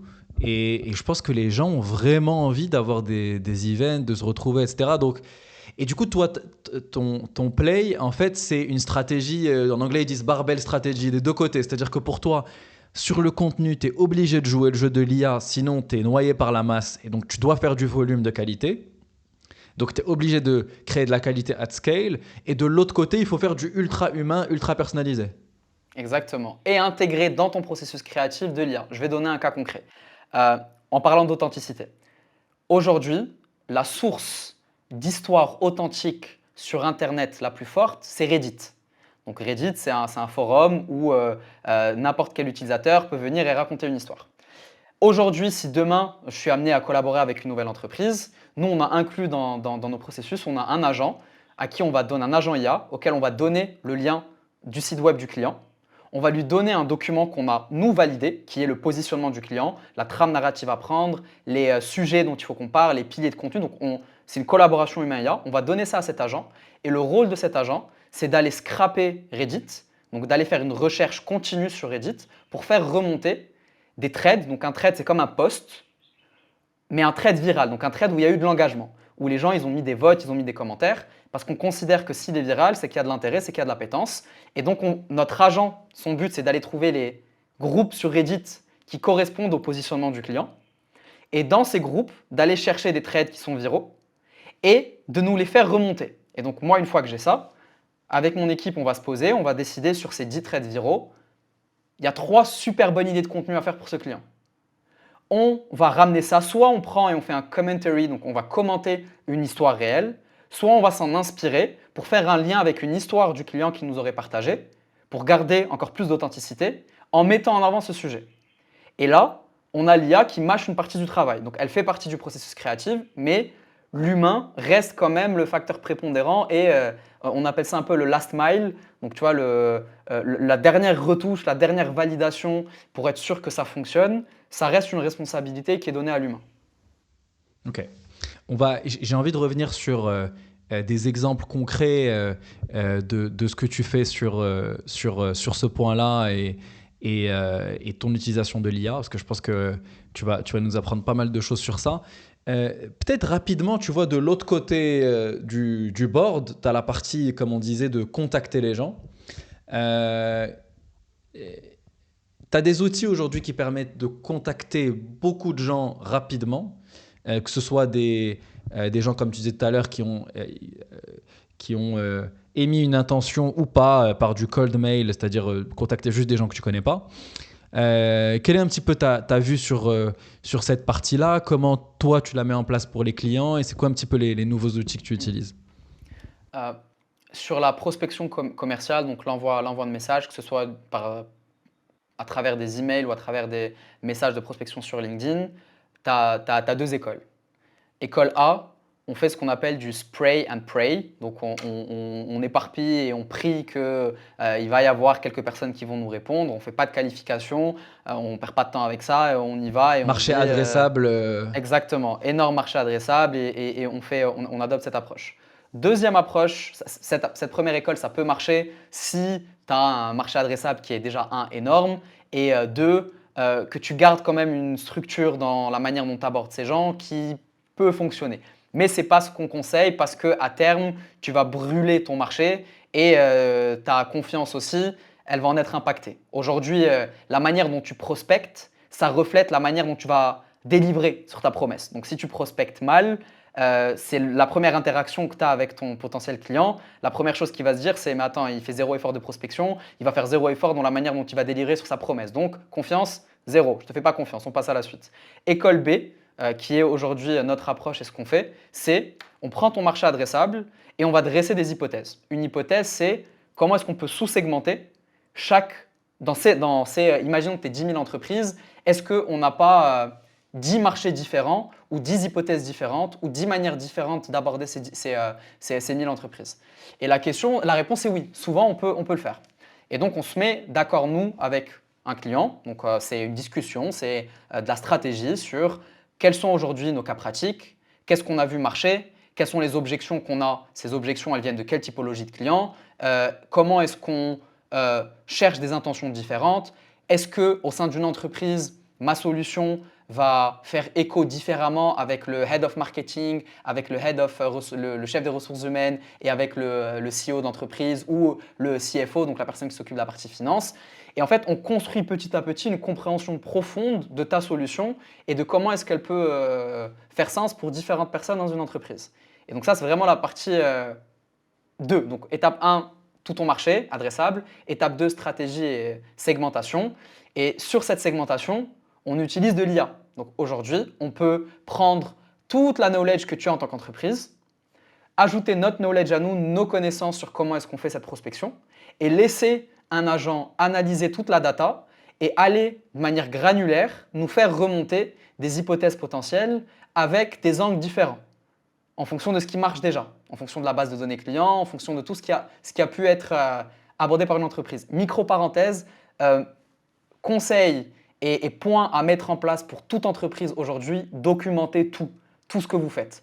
Documentez chaque processus, documentez chaque interaction client. Il faut garder, c'est de l'or aujourd'hui à l'ère de l'IA, toute cette information. Nous, quand on onboard une entreprise et qu'on a déjà toutes ces informations, mais le ROI pour eux, il est exponentiel parce que dès le premier jour, on sait quelle direction on doit prendre. On a juste à donner ça à notre IA et à laisser ça mariner et ensuite on a des directions précises sur ce qu'il faut faire. Mais donc une fois qu'on a sous-segmenté nos hypothèses, c'est là où en fait on va enrichir nos contacts clients. Et là, on a de l'IA aussi. On a des outils aujourd'hui. Tu as un outil qui s'appelle Clay, clay.com. Il faut imaginer comme si Google Sheet ou Excel avait fusionné avec ChatGPT. Donc on peut avoir de l'IA qui interagit sur des colonnes. Donc j'ai une liste avec mes entreprises, j'ai le lien de leur LinkedIn et je peux enrichir par exemple avec une requête le chef marketing de cette entreprise. Je peux aussi donner à mon IA un prompt. Donc un prompt, c'est un texte de direction. C'est comment est-ce que l'IA va faire une action et dire à cette IA, je veux que tu visites le site de chacune de ces entreprises et je veux que tu vérifies s'il y a un numéro de téléphone. Je veux que tu vérifies si leur positionnement, c'est bien le positionnement que nous, on considère un potentiel client pour nous. Et on peut faire de la granularité comme ça. Sur Clay, on peut aussi aller plus loin.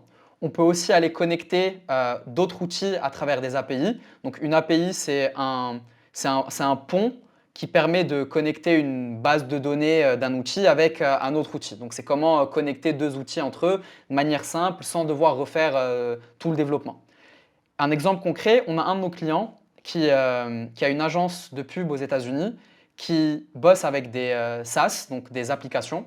Et pour lui, une intention d'achat, c'est qu'il faut que l'entreprise soit déjà aujourd'hui en train d'émettre du budget sur Google Ads. On a créé une liste de 5000 contacts. Imagine si on doit le faire manuellement, cet enrichissement, ça va nous prendre des jours, ce n'est pas efficient, ce n'est pas la bonne approche. Par contre, tu as un autre outil qui s'appelle SEMrush, qui est un provider de ces informations. Et on a connecté cet outil sur Clay et automatiquement, on a pu vérifier, 1, depuis combien de temps est-ce qu'ils font de la pub sur Google, 2, quel est le trafic, quelle est la proportion du trafic qui vient des ads en comparaison au trafic qui vient de l'organique, et 3, quels sont les keywords, donc quels sont les mots sur lesquels cette entreprise met du budget aujourd'hui sur Google pour avoir du trafic. Et ça, c'est avec Clay qu'on a pu le faire. Donc vraiment, Clay, il faut le voir comme un agrégateur de données où tu peux avoir des IA qui vont aller enrichir tes contacts. Tu vas avoir des IA qui peuvent qualifier tes contacts. Je vais te partager un autre exemple d'un workflow qu'on a construit récemment qui est super intéressant. Et ensuite, depuis Clay, on peut envoyer les contacts qui sont qualifiés vers ce qu'on appelle un sequencer. C'est un outil qui va automatiser l'envoi de messages. Donc, par exemple, si on prend le cas de LinkedIn, nous, on utilise un outil qui s'appelle HeyReach, sur lequel on va connecter le compte du client ou mon compte à moi. On va récupérer la liste de prospects depuis Clay et on va automatiser l'envoi de messages avec bien sûr une validation de la part du client sur les messages, une vérification de notre part à ses prospects.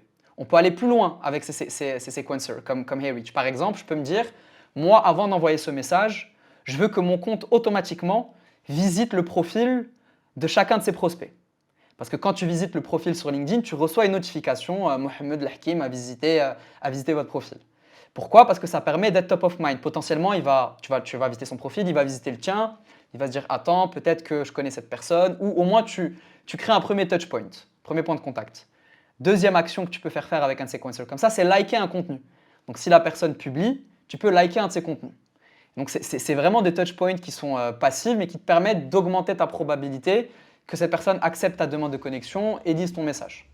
Et donc ça, c'est la partie séquence Et avec… ce qui est intéressant aussi, c'est que ce qu'on comprend dans ce que tu dis, c'est que c'est beaucoup de testing en fait. Il y a pas mal d'outils, il faut tester et en même temps, il faut avoir la clarté de savoir quel outil utiliser, quel outil oublier, tu vois. Et j'aimerais bien qu'on rentre un petit peu dans ça et peut-être pour commencer, parler un petit peu justement de ton utilisation de l'IA et tu vois, creuser un petit peu le sujet.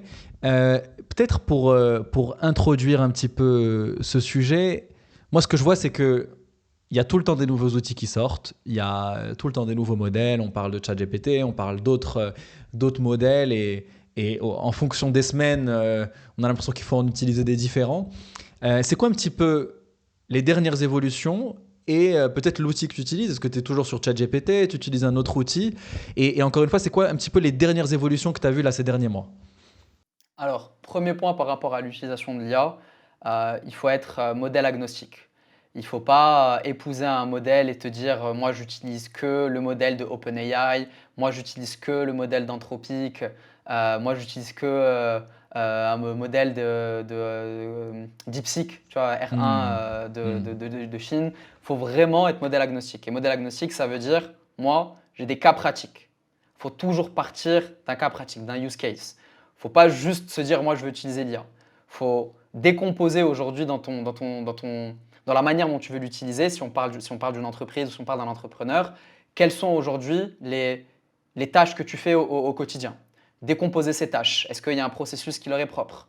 Quelles sont les parties les plus à risque où tu considères que je ne peux pas automatiser ce volet-là? Imaginons qu'on ait une IA qui puisse envoyer automatiquement, ça existe déjà, mais envoyer automatiquement des messages de vente.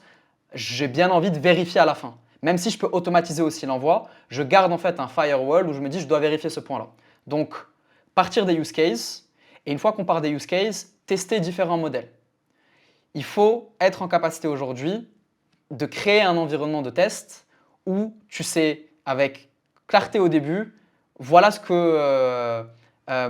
voilà ma problématique aujourd'hui, je veux créer du contenu avec de l'IA qui performe sur LinkedIn, voilà les sujets dont je veux traiter.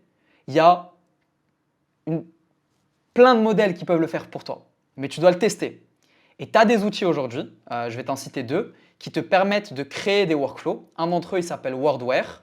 C'est un outil qui a déjà connecté tous les modèles.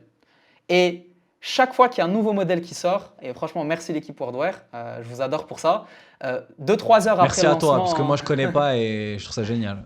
2-3 heures après le lancement d'un nouveau modèle, il est déjà intégré à leur plateforme. Et donc, ça fait que tu n'as pas besoin de prendre 40 abonnements à tous les modèles. Tu prends un abonnement à Wordware et tu peux utiliser toutes les IA depuis Wordware. Ça, c'est le premier truc qui est cool. Deuxième truc qui est cool avec Wordware, c'est que tu peux créer de manière conversationnelle un workflow, un agent avec différentes étapes. Par exemple, avant un appel avec un prospect, je récupère le profil LinkedIn, je récupère le lien du site web, je vais sur mon agent sur Wordware, je lui donne les deux, et il y a 3 étapes qui sont déjà créées. Et moi, j'ai juste à rajouter ces 2 informations. Étape 1, Ok. il présélectionne un modèle qui a l'accès au web, donc il peut aller chercher sur le web, pour aller voir quel est le positionnement de cette entreprise. Est-ce qu'il y a des news qui sont récentes? C'est quoi leur positionnement? Est-ce que tu as un compétiteur qui fait quelque chose qui est prédéfini dans le prompt que moi j'ai donné à cet agent? Deuxième étape, vérifier sur les profils LinkedIn quel est l'historique, le background de ce prospect, où est-ce qu'il a travaillé, est-ce qu'il y a un post qu'il a écrit sur lequel moi je peux rebondir, est-ce que tu as un point de contact, imaginons qu'il mentionne qu'il adore la course, bah, potentiellement, moi, si j'ai cette information, je peux aller vérifier est-ce qu'il a un compte sur Strava. Strava, c'est une application où les gens qui courent documentent leur parcours sportif. Et potentiellement, avant le col, je peux lui envoyer un message avant mon col et lui dire salut, bien joué les 10 km à 5 minutes 10 par kilomètre. Et ça peut rajouter un peu, ça peut être un icebreaker sympa avant le premier contact. Donc là, Wordware, donc il y a deux trucs. Il y a la partie euh, sélectionner un modèle et il y a aussi la partie où tu mets en place une espèce d'automatisation, on va dire juste de process, où tu as un trigger, donc par exemple nouveau prospect, et tu as toutes ces choses qui se font, c'est ça. Exactement, exactement. Et comment il sait que justement tu as identifié un nouveau prospect? Tu l'as connecté avec autre chose? Alors, soit manuellement, tu pars sur WordWare et tu run, on appelle ça, tu enclenches en fait, tu triggers ton workflow, tu appuies sur Oui, un bouton et tu ce qui est rajoutes un très lien, bien. ce qui est classique. Ou tu peux aller plus loin. Tu peux connecter WordWare à un Slack, par exemple, ou à ton WhatsApp, si tu utilises WhatsApp, et tu peux envoyer un lien. Et par exemple, dans ton automatisation, tu considères qu'à chaque envoi de message, c'est un trigger. Ça enclenche le début de ton workflow. C'est hyper intéressant. Et sur le choix du modèle, tu disais Wordware choisit lui-même le modèle ou en fait, toi, en fonction de ton use case, tu en testes plusieurs et ensuite tu te dis que pour ce process-là, tu as tel modèle qui fonctionne et qui est mis en place sur Wordware. Alors, ils l'ont mis en bêta, le fait de laisser WordWare choisir le modèle, mais c'est mieux que tu le fasses toi-même, pour l'instant. On n'est pas encore arrivé au Ok. stade où automatiquement le modèle peut être sélectionné. Donc là, donc, je pense qu'il faut qu'on le fasse première étape par étape parce que vraiment, c'est hyper intéressant. Pour moi, c'est une masterclass sur le sujet et c'est mon sujet actuel. J'essaie un petit peu d'apprendre des choses et de m'améliorer. Donc, sur le modèle, il n'y a pas de religion. C'est on teste en fonction du use case. Je pense qu'on est allé une étape après, juste pour revenir, prompt. Donc, comment on parle à une IA? C'est quoi un petit peu le prompt engineering 101? Donc, prompt engineering, c'est ce mot un peu pompeux, mais juste dire comment on s'exprime bien avec une IA pour qu'elle nous comprenne et quel est le meilleur résultat. C'est quoi un petit peu tes conseils là pour le prompt engineering? J'ai commencé à faire du prompt engineering sur ChatGPT 3, donc il y a très très très très longtemps. Et le concept était que pour se faire comprendre par l'IA, il y avait une approche en particulier qu'il fallait adopter pour faire passer un message. Hmm. Et pour avoir un retour. En fait, la réalité, c'est que ce qui s'est passé, c'est que l'IA s'est entraînée sur de la data. Cette data, c'est de la data humaine. Et la data humaine, c'est des mots, c'est des phrases, c'est comment est-ce qu'on est capable de se faire comprendre. Donc, ta capacité aujourd'hui à bien prompter l'IA, elle est reliée à 95% à ta capacité à bien communiquer et à bien à penser en système. C'est ce que je disais au début. Si tu es capable de retranscrire à un humain une tâche, tu vas être capable de bien retranscrire ça à l'IA. Donc, je vois pas mal de gens qui se creusent la tête sur comment est-ce que je fais pour faire du prompt engineering, alors que ces mêmes personnes sont incapables de se faire comprendre par leurs équipes quand ils bossent avec eux. Donc, c'est vraiment la Ok. communication, tu vois, c'est Donc, comment être clair, donner du détail, être comme un super humain, quoi. clair. Déjà. Exactement. Et il y a un Je point trouve que c'est que une bonne réponse parce que déjà, à la limite, c'est une première. Enfin, c'est la réalité, quoi. Si déjà tu t'exprimes mal, c'est vrai qu'il y a aussi va pas te comprendre. Mais comment tu fais, tu vois, comment est-ce que tu fais pour faire ça de manière simple? C'est déjà, il faut enlever le plus de friction possible. Une des frictions aujourd'hui, c'est l'écriture. Comment est-ce que je retranscris ce que je pense sur un clavier? Pas tout le monde est parce que c'est une compétence. Être capable de se faire comprendre par écrit, c'est une compétence. Pas tout le monde est capable de le faire, pas tout le monde est capable de bien le faire. Et donc, il faut enlever cette friction. Et pour enlever cette friction, on peut faire des notes vocales à ChatGPT. On peut directement appuyer sur le bouton dictaphone et pouvoir parler et partager ce que tu as envie de faire. Et j'invite tout le monde à faire cette expérience. Identifiez un use case et prenez ChatGPT et faites du prompt engineering, donc écrivez votre requête. Prenez ce même use case et faites une note vocale et prenez le temps de partager exactement ce que vous voulez, d'exemplifier, de réfléchir sans arrêter le dictaphone. Il n'y a pas besoin de « Ah mince, je me suis coupé, j'arrête ». L'IA, elle ne prend pas en compte ce genre de choses. Tu as besoin de 3 minutes pour bien conceptualiser ta requête. Prends ces 3 minutes, fais une note vocale, envoie ta note vocale. Et tu vas voir que tu vas te retrouver avec peut-être 4 à 5 fois le contexte que tu as partagé par écrit. Parce que l'humain cherche toujours le chemin le plus court pour faire une action. Même si on est le premier bénéficiaire de cette action, c'est notre nature humaine. On est comme ça, on ne peut pas aller à l'encontre de ça. Par contre, on peut se trouver, on appelle ça des nudges, on peut trouver des manières de se forcer à bien faire les choses. Et donc de passer par la voix, c'est déjà une étape. Deuxième étape qu'on peut faire, c'est d'écrire un output à l'IA. Donc, qu'est-ce que tu veux que l'IA te produise? Si tu as un exemple, donne-le à l'IA. Et demande à l'IA de te décrire ce que c'est. Donc, si on prend du contenu par exemple, prends un contenu qui est bon, donne-le à l'IA et demande à l'IA, décris-moi ce contenu. Comment est-ce que tu décrirais ce Donc contenu? ça, c'est un peu tu backsolve le truc. C'est-à-dire que tu dis, voilà le résultat que je veux, décris-le et du coup, tu pourras donner la description pour qu'il le produise. Exactement. Tu fais du Excellent. reverse prompt engineering. Donc, tu prends ça en compte. Donner des exemples, donner une direction. En fait, Une il y a direction, ça veut dire quoi? une direction, nous, en tant qu'humains, on a des biais. Exemple, si j'ai envie que si tu as envie que quelqu'un dans ton équipe fasse quelque chose et que tu sais que potentiellement c'est pas le bon moment ou ils n'ont pas envie, tu peux par exemple lui dire écoute Mohamed, tu es vraiment l'expert sur ce sujet. Moi, je ne peux pas faire confiance à quelqu'un d'autre. Je compte sur toi, c'est vraiment important. Est-ce que tu peux prioriser ce sujet pour demain matin? La probabilité que la personne le fasse, elle est beaucoup plus élevée et qu'elle le fasse bien. Et donc en fait, ces mots-là, Donc tu lui donnes un rôle en fait, c'est ça? exactement, tu donnes un rôle et tu donnes une responsabilité par rapport à ce rôle. Donc tu es l'expert dans l'écriture d'un rapport ou d'un post.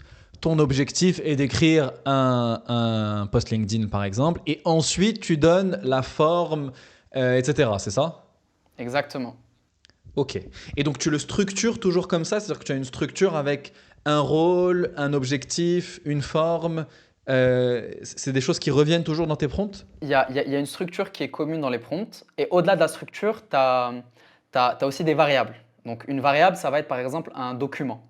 Nous aujourd'hui, sur la rédaction de contenu, si je partage un workflow complet, une fois qu'on a défini, voilà, je vais le faire comme ça va être plus simple pour tout le monde.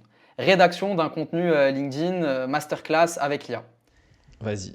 Je pars du contenu, de l'idée de contenu. Donc, comment l'industrie tech marocaine va grossir de 300% sur les 5 prochaines années. Ça, c'est mon idée de contenu principale. Sur cette idée de contenu, sur laquelle on se met d'accord par exemple avec le client, on va envoyer cette idée à un agent qui va aller faire des recherches et définir des questions contextuelles pour récupérer du jus de cerveau de la part du client, donc son information qui lui est propre, ses insights, son opinion. Parce que si juste je te partage cette idée, c'est pas suffisant. Par contre, si je te dis quelles sont les problématiques que tu vois par rapport à atteindre ces 300% de croissance, quel est le plan d'action que tu penses qu'il faut mettre en place en 3 étapes, si je contextualise mes questions, en fait, je dirige ton cerveau vers un point et ça va être plus simple pour toi de me partager cette information. Donc ça, c'est l'étape 2, c'est les questions. Une fois qu'on a les questions, on partage au client. Donc toi, tu pourrais le faire avec toi-même, cet exercice. Et tu réponds à ces questions encore par la voix, pas par écrit.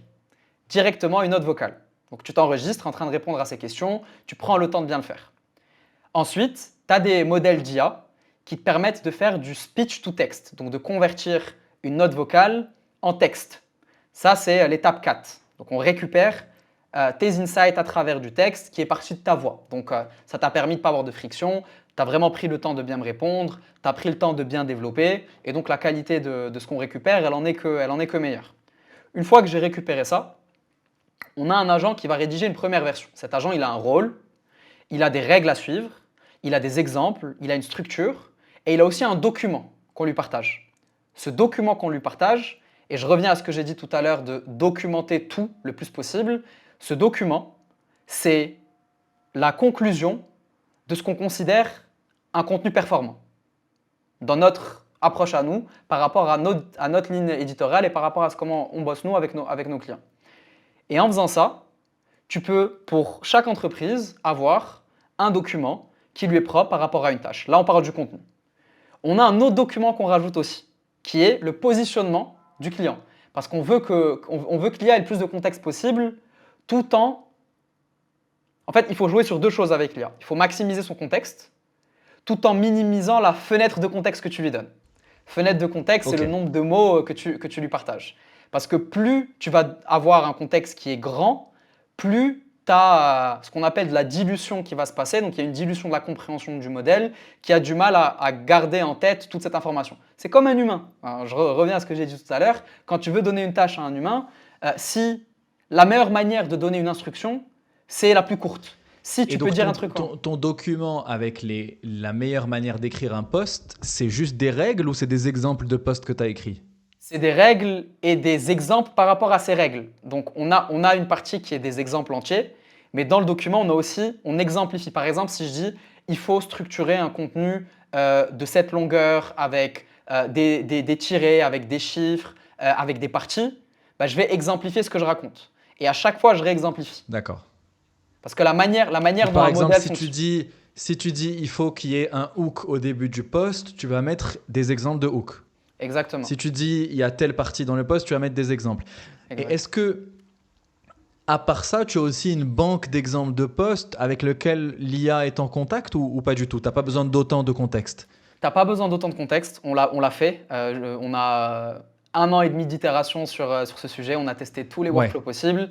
En fait, ce Ouais. qui se passe, c'est que quand tu as une banque de documents ou une banque de contexte qui est très vaste, ce qui se passe, on appelle ça du RAG. Donc l'IA, elle va aller chercher, elle va prendre le document, donc on va faire simple, l'IA va prendre ton document de 40 pages, elle va l'exploser en plein de petites parties, et chaque partie, elle va lui donner un tag. Par exemple, si dans mon document, j'ai des exemples de contenu, j'ai une partie où j'ai des règles, on va retrouver dans la manière dont elle a exposé le document, une partie où il y a les exemples, une partie où il y a les règles. Et en fait, on a du mal encore aujourd'hui à avoir la main sur comment est-ce que ce RAG fonctionne, comment est-ce que l'IA va décomposer un document en plusieurs parties pour qu'ensuite elle puisse retrieve, donc récupérer la bonne information. Et donc c'est ça, nous, ce qu'on essaye de protéger. Parce que je suis d'accord que je trouve que l'IA n'est pas très forte pour prendre beaucoup de contenu et savoir ce qui est important. C'est-à-dire que c'est une espèce de capacité d'abstraction, quoi. Mais sur cette partie abstraction, je pense elle a un peu du mal à comprendre ce qui est important dans un document. Mais du coup, supposons que... euh, donc, pardon, pour le post, tu disais tu vas avoir des règles et un positionnement. Et juste pour rester sur ça, ces deux documents-là, tu vas les mettre avec ton prompt et tu vas les mettre directement sur ChatGPT dans le chat, en gros. Alors, nous, ça, on le fait à travers Wordware. Et j'invite toute personne qui veut vraiment construire des workflows qui fonctionnent de tester cet outil.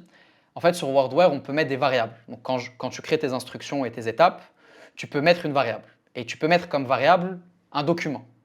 Et donc, dans ton prompt, tu peux coller un document. Tu peux faire un arrobas, vérifie que l'information est bonne d'après ce PDF. Et tu colles ton document que tu as ajouté. Donc tu mets ta base de doc sur Wordware et tu lui parles en fonction de Adam. Exactement. Hyper intéressant. Petite parenthèse qui ne va pas intéresser tout le monde mais qui m'intéresse. Supposons que moi je veux avoir un RAG. Donc RAG c'est Retrieval Augmentation, quelque chose comme ça, non Retrieval Artificial, je sais pas, mais en gros, tu as une base de documents et tu veux que l'IA discute un petit peu avec les documents. Et là, pour le coup, c'est du contenu un peu plus long. Supposons, moi, je veux prendre tous mes transcripts de podcast, les mettre dans une base et discuter avec, poser des questions, essayer de dire, je sais pas, c'est quoi sur l'investissement, les 5 insights clés, tu vois. Donc, est-ce qu'il y a des outils pour faire ça ou ça reste compliqué ou très technique? Il y a des outils pour faire ça. Tu peux le faire à travers Wordware déjà de 1. Et ça va être du testing. Parce que tu as des modèles. Donc, si on prend juste OpenAI avec ChatGPT, dans ChatGPT, tu as 4.0, tu as 3.0, tu as 3.0 mini, tu as plein de modèles différents. Et chacun de ces modèles est meilleur par rapport à certains points. Aujourd'hui, comment est-ce que ces modèles fonctionnent? On appelle ça des paramètres. Donc, quand un modèle est entraîné, il y a différents paramètres qui sont pris en compte pour l'entraîner. Et en fonction des paramètres qui ont été pris en compte et de la pondération de ces paramètres, le modèle va être meilleur sur un sujet par rapport à un autre. Tu as des modèles aujourd'hui qui sont très très bons pour du raisonnement, mais qui peuvent prendre une fenêtre de contexte qui est plus petite. Tu as des modèles qui sont très très bons pour de la rédaction. Donc là, aujourd'hui, toi, tu utilises quoi? Tu vois, là, j'ai ChatGPT devant les yeux. Si on prend ChatGPT, mais encore une fois, comme tu disais, en fonction des positionnements, des use cases, tu utilises des modèles différents. Donc parfois, peut-être tu utilises Claude, peut-être tu utilises DeepSeek, etc. Mais sur ChatGPT, qui est utilisé quand même par le plus de gens, donc là, devant les yeux, j'ai 4O, O3, et il y a 4.5 qui est caché à l'intérieur. C'est les 3 modèles les plus utilisés, non? Ou je suis pas sûr. Non, c'est les 3 modèles les plus utilisés.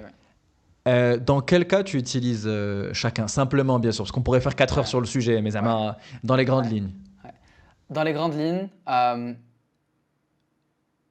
le CAT, on l'utilise principalement pour les sujets recherche et acquisition pour qualification de clients. Parce que ce que j'ai oublié de mentionner plus tôt, c'est qu'on peut, sur Clay, on peut connecter ton API de ChatGPT. Et donc, tu vois en fonction du coût aussi que tu as par rapport à tes requêtes, qu'est-ce qui est le mieux. Euh, 3O, tout ce qui va toucher à du raisonnement, donc de l'analyse de documents, du feedback, de la stratégie. On va plutôt utiliser ce modèle. Et 4.5, pour l'instant, en termes d'efficience, coût versus use case, on préfère encore les deux autres modèles. C'est celui qui est censé l'écrire le mieux, mais il est très cher, Exactement. Yak. Exactement. Il- Ouais. Ok, ok, ok, Surtout ok. en API. Surtout en API.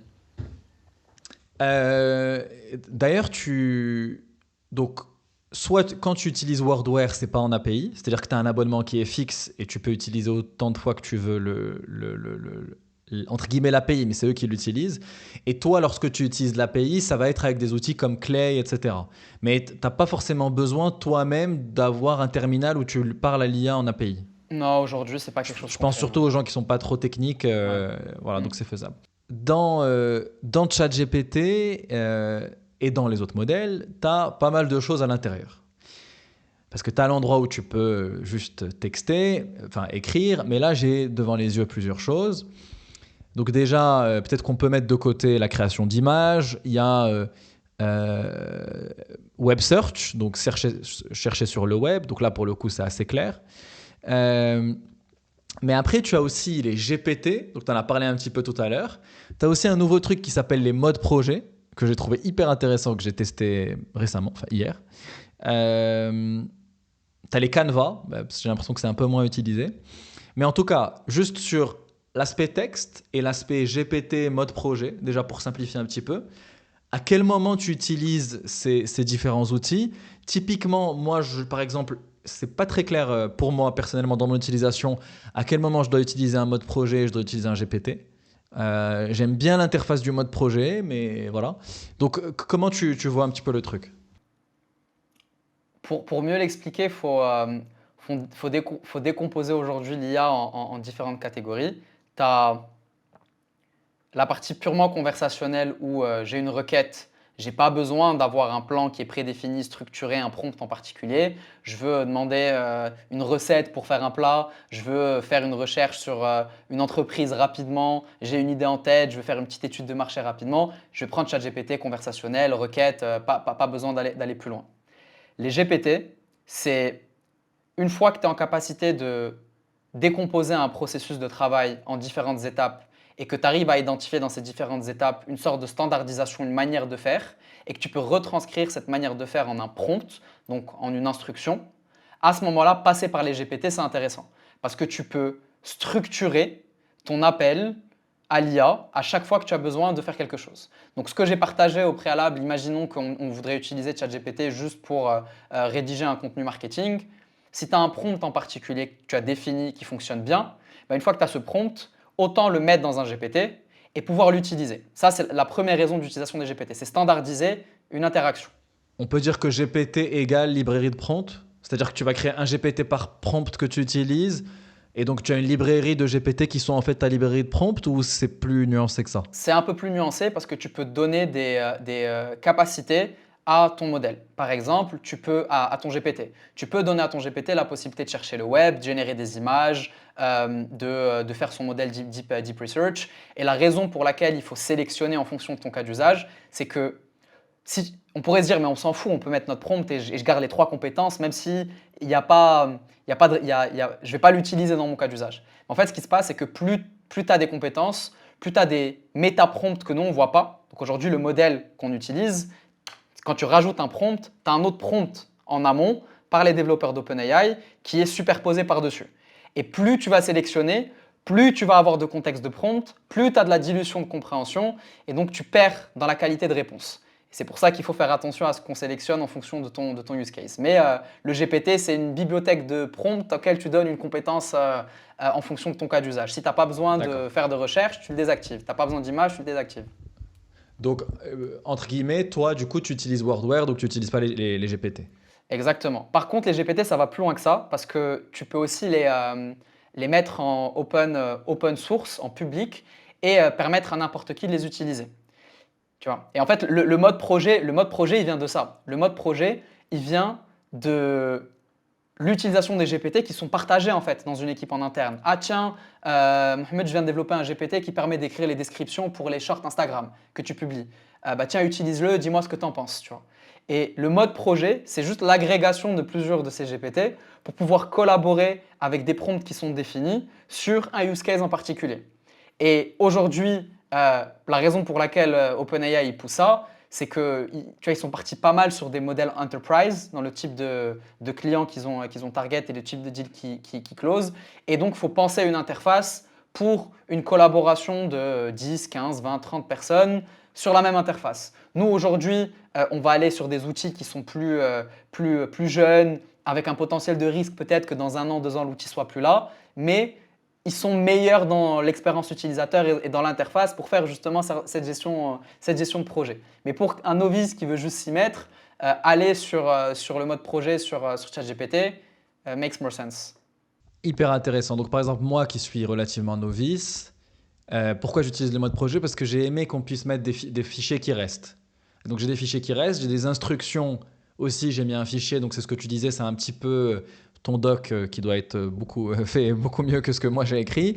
Et après, j'ai écrit un prompt que je vais coller. Donc, du coup, moi, si je veux faire quelque chose de simple, je peux utiliser et que j'ai pas besoin de différents modèles, je peux rester dans ChatGPT sans aller sur Wordware et me dire, j'ai déjà mes fichiers, etc. Mais quand je vais complexifier, je peux aller sur Wordware. Exactement. Mais c'est des utilisations un peu différentes. Ok, c'est très très très intéressant. Tu as touché un petit peu un sujet, moi, que je trouve intéressant et parfois problématique. C'est que ChatGPT et les différentes IA, quand on les utilise, on sent parfois des problématiques. La première problématique que je vois, et dont tu as parlé tout à l'heure, c'est la saturation. C'est-à-dire que donc, tu as parlé de contexte. Donc, quel est le volume de mots qu'il accepte de prendre et de, entre guillemets, lire pour te répondre? Et le problème, c'est que c'est pas clair. C'est-à-dire que quand tu envoies un message avec un fichier, tu sais pas s'il a tout lu, tu sais pas s'il a inclus l'intégralité du contexte dans sa réflexion, entre guillemets. Et même quand tu lis des choses en ligne sur les contextes, on te dit il y a tant de tokens, mais ça dépend du modèle. Et en plus, parfois, il prend un contexte qui est beaucoup plus faible que ce qui est annoncé en fonction de l'heure dans la journée ou si OpenAI ne veut pas trop dépenser d'argent, etc., etc. Donc, le sujet de la saturation, je trouve qu'il est problématique parce que parfois, il te répond et tu as l'impression que peut-être qu'il n'a pas lu le doc, peut-être qu'il te ment. Donc, comment tu vois un petit peu ce sujet? C'est du testing. C'est vraiment du testing. Et en fonction des use cases, tu vas réussir à identifier certains points que tu inclus dans tes prompts en fait. Et un truc que nous, on a fait avec Wordware qui est aussi super intéressant, c'est on fait l'IA relire l'IA. Donc, on a des étapes. Imaginons que étape 1, c'est retrouve-moi dans ce document toutes les références des meilleurs financements de startups au Maroc. Étape 2, on a un autre agent qui va analyser la réponse et qui va définir des requêtes plus poussées, donc des secondary questions, à reposer au document pour récupérer plus de substance. Okay. Cet agent, il va définir ses questions. Étape 2, ça. Tu vois, c'est étape 1. Attends, étape 1, il va aller chercher les infos. Étape 2, il augmente, il rajoute des infos, c'est ça? Non, étape 2, il va analyser la réponse. Ah, Il va analyser la réponse et définir est-ce que c'est une réponse suffisante ou pas. Et surtout, est-ce que c'est possible de faire mieux? Donc, on peut toujours faire mieux. Donc, l'IA va toujours te dire oui, on peut faire mieux. Et tu laisses l'IA définir seule la typologie de questions à rajouter. Ça, c'est l'étape 2. Étape 3, prendre ces questions et les reposer au document en gardant le contexte qui a été généré à l'étape 1. Donc contexte général étape 1, c'est la première réponse. Donc je prends le contexte. Redis-moi, troisième étape, c'est. Troisième étape, c'est reposer au document. Ok. C'est poser au document les questions qui ont été générées à l'étape 2. D'accord. Des questions pour récupérer plus de substance, plus de contexte. D'accord. Mais quand on donne à cette étape-là, à cette étape 3, ces questions à poser, on ne donne pas juste les questions. On donne les questions et les réponses qu'on a eues à l'étape 1. Pourquoi? Parce qu'on veut que ce RAG qui va fonctionner à ce moment-là ne redonne pas les mêmes informations qu'on a eues avant. On veut faire comprendre à l'IA qu'il y a une différence entre la première réponse et les deuxièmes questions, et que ce que toi tu recherches, c'est plus de substance. Et en fait, la manière dont toi tu permets de limiter la dilution, c'est en mettant des étapes intermédiaires pour repartir chercher de manière différente dans ton document de l'information. Donc tu mets des safeguards en fait dans tes process. Exactement. Ça c'est du testing. Dans ce cas-là, il y a un sujet hyper important qu'il faut qu'on couvre, c'est les agents. Alors, c'est le sujet dont tout le monde parle, on dit que c'est l'année des agents, que voilà, c'est hyper important. Et en fait, je trouve que parfois c'est pas très clair. C'est-à-dire que tu as les modèles d'un côté, c'est-à-dire les modèles IA qui, tu les prompts, ils te donnent un résultat. Tu as un peu tout ce qui est automatisation, c'est-à-dire en fait, j'identifie un process, je l'écris et ensuite j'ai des outils qui connectent des choses. Donc peut-être qu'un humain va faire un truc, ensuite une IA va faire un truc, etc. Et c'est un process et les outils d'automatisation existent depuis un moment. C'est-à-dire que tu as les Zapier qui existent depuis quelques années, Make, etc. Et ensuite tu as les agents. Et donc, est-ce que tu peux un peu nous expliquer pourquoi c'est différent, les agents par rapport à ce qui existait avant?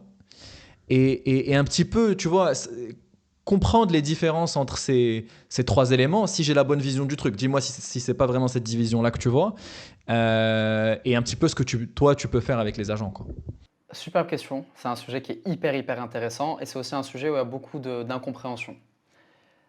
Si on parle d'automatisation qui existait, donc avec les outils comme Zapier ou Make avant, une automatisation, c'est prendre un processus déterministique. Donc, il n'y a pas besoin d'interprétation, il n'y a pas besoin d'intelligence, c'est des actions communes. Par exemple, à chaque fois que j'ai un rendez-vous qui est pris automatiquement dans mon calendrier, je veux pouvoir voir dans mon Google Sheet le nom, prénom, numéro de téléphone, donc les informations qui ont été remplies dans le formulaire de cette personne, Ouais. et je veux recevoir un message sur WhatsApp.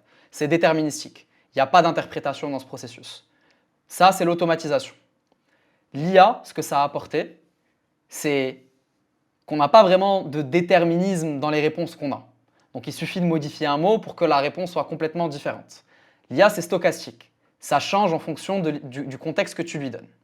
Et la différence, elle est là avec les agents. Un agent IA, c'est un mix entre l'IA générative, donc une conversation que je vais avoir avec ChatGPT par exemple, où tu as de l'interprétation et de l'intelligence qui font partie de la discussion, et une automatisation classique et déterministique. Et donc, l'agent IA, c'est le mix entre les deux, c'est stochastique et déterministique. Par exemple, en prenant ce même use case de j'ai un formulaire qui a été rempli de quelqu'un qui a pris un call avec moi, ça a été poussé sur mon Google Sheet et j'ai reçu un message sur WhatsApp. Imaginons que je vais recevoir sur mon WhatsApp un résumé de la proposition de valeur de l'entreprise de cette personne, du background de cette personne, donc quelles sont les entreprises dans lesquelles elle a travaillé. Et je veux aussi envoyer à cette personne par email une direction de ce qu'on va faire pendant notre call, pendant notre appel, et potentiellement 2-3 choses à préparer qui sont spécifiques à son entreprise. L'agent IA, qu'est-ce qu'il va faire? Il va récupérer l'information que j'ai eue automatiquement. Donc, on va connecter mon calendrier à un outil principalement pour faire des agents IA aujourd'hui, c'est N8N. Je ne sais pas si tu as pu tester un petit peu, mais c'est un outil qui est très puissant. Non, j'avais testé Make mais pour faire des trucs de base, mais N8N, j'ai jamais testé, mais il faut. N8N à 100% pour ce genre de workflow. Donc l'agent, il va récupérer le trigger, donc événement créé, j'ai un formulaire qui a été rempli. Dans ce formulaire, j'ai une action qui est déterministique encore une fois. Aller récupérer sur la case du lien le site web et sur la case du lien le profil LinkedIn. Cet agent, on lui a donné un prompt, donc une instruction. L'instruction est que l'agent doit aller sur le site web et répondre à des questions prédéfinies. L'agent doit aller sur le profil LinkedIn, répondre à des questions prédéfinies et me faire un résumé, donc interpréter cette information. Ça, c'est stochastique. Ça dépend du contexte qui lui est donné, ça dépend des informations que l'agent va trouver. Un agent IA permet d'ajouter une couche d'intelligence à un processus qui est déterministique de base, tout en gardant l'automatisation en place. C'est ça la vraie différence aujourd'hui entre un agent IA et une automatisation. Au-delà de ça, ton agent IA, il peut aussi run de manière indépendante sans avoir un trigger en particulier. Par exemple, chaque 24 heures, je veux que mon agent fasse une action. Je vais donner un exemple d'un agent que j'utilise beaucoup, qu'on vient de construire. Chaque 24 heures, l'agent va sur mon profil LinkedIn, depuis mon compte à moi. Il va aller sur les visites de profil que j'ai eues. Il va scraper les nouvelles visites de profil. Il va vérifier si je les ai déjà sur mon tableau Clay. Si je ne les ai pas, il va les rajouter à mon tableau Clay. Et sur mon tableau Clay, il va enrichir les informations de ces personnes et les informations de leur entreprise. Et il va les qualifier pour moi par rapport au prompt que je lui ai donné. Donc moi, pour qualifier un prospect, voilà les informations que je vérifie, voilà ce que je recherche. Et j'ai 3 catégorisations de prospects. Donc cet agent, il va m'ajouter un tag à la fin. Une fois que ce tag est rajouté, ce même agent va m'envoyer un message sur Slack pour me notifier. Slack, c'est un réseau social entreprise qu'on utilise de messagerie pour me notifier que cette personne a visité ton profil et elle correspond à cette catégorie de prospects. Contacte-là. Donc, je peux ajouter un autre step qui est génération d'un message en fonction de certaines informations. Et donc, c'est intrinsèquement des choses que tu ne peux pas faire avec un prompt. C'est-à-dire que ce n'est pas juste une suite de prompts. Dans un agent, il y a des choses que tu ne peux pas faire, c'est-à-dire aller sur un site internet, chercher, etc. Et cette partie-là d'aller sur un site internet, etc., elle est faite, elle est inclue, elle est built-in dans ces outils comme N8N ou tu as d'autres outils Ok. Donc, tu as à la fois tous tes prompts pour des choses qui sont bien identifiées et tu as aussi les agents que tu crées. Comment tu te formes sur ces sujets ? Il y a beaucoup de choses. Il faut continuer à être entre guillemets à la page tout en restant focus sur ta boîte. Comment tu te formes ? Nous, on a trouvé, il y a 2 façons de faire. Soit tu suis les bons comptes LinkedIn et Twitter qui parlent de ces sujets. Donc, si c'est des sujets qui vous intéressent, vous pouvez me suivre sur mon compte LinkedIn. Je partage plus d'informations possibles sur ça. Donc, te créer un peu une base. 2-3 personnes à suivre ou compte. Donc, Hutman, bien sûr. Moi, je te suis depuis un moment et tu mets franchement plein de trucs intéressants. S'il y avait 1 ou 2 autres comptes à suivre. Tu as un créateur, il s'appelle Ruben Acid. Il a plus de 400 000 followers sur LinkedIn. Il teste énormément d'outils et il en fait des posts donc, pour les partager. Et un autre, Michel Yeben, il a une agence d'outils SalesTech justement. Et donc, il parle pas mal de ces outils, donc il les partage beaucoup. Donc, c'est un autre compte sympa à suivre. Donc, suivre des comptes. Deuxième point, qui est plus pour les gens qui ont plus de temps, c'est de prendre une fois chaque 3 mois, une journée, et d'aller voir les nouvelles startups qui sont référencées dans le directory de Y Combinator.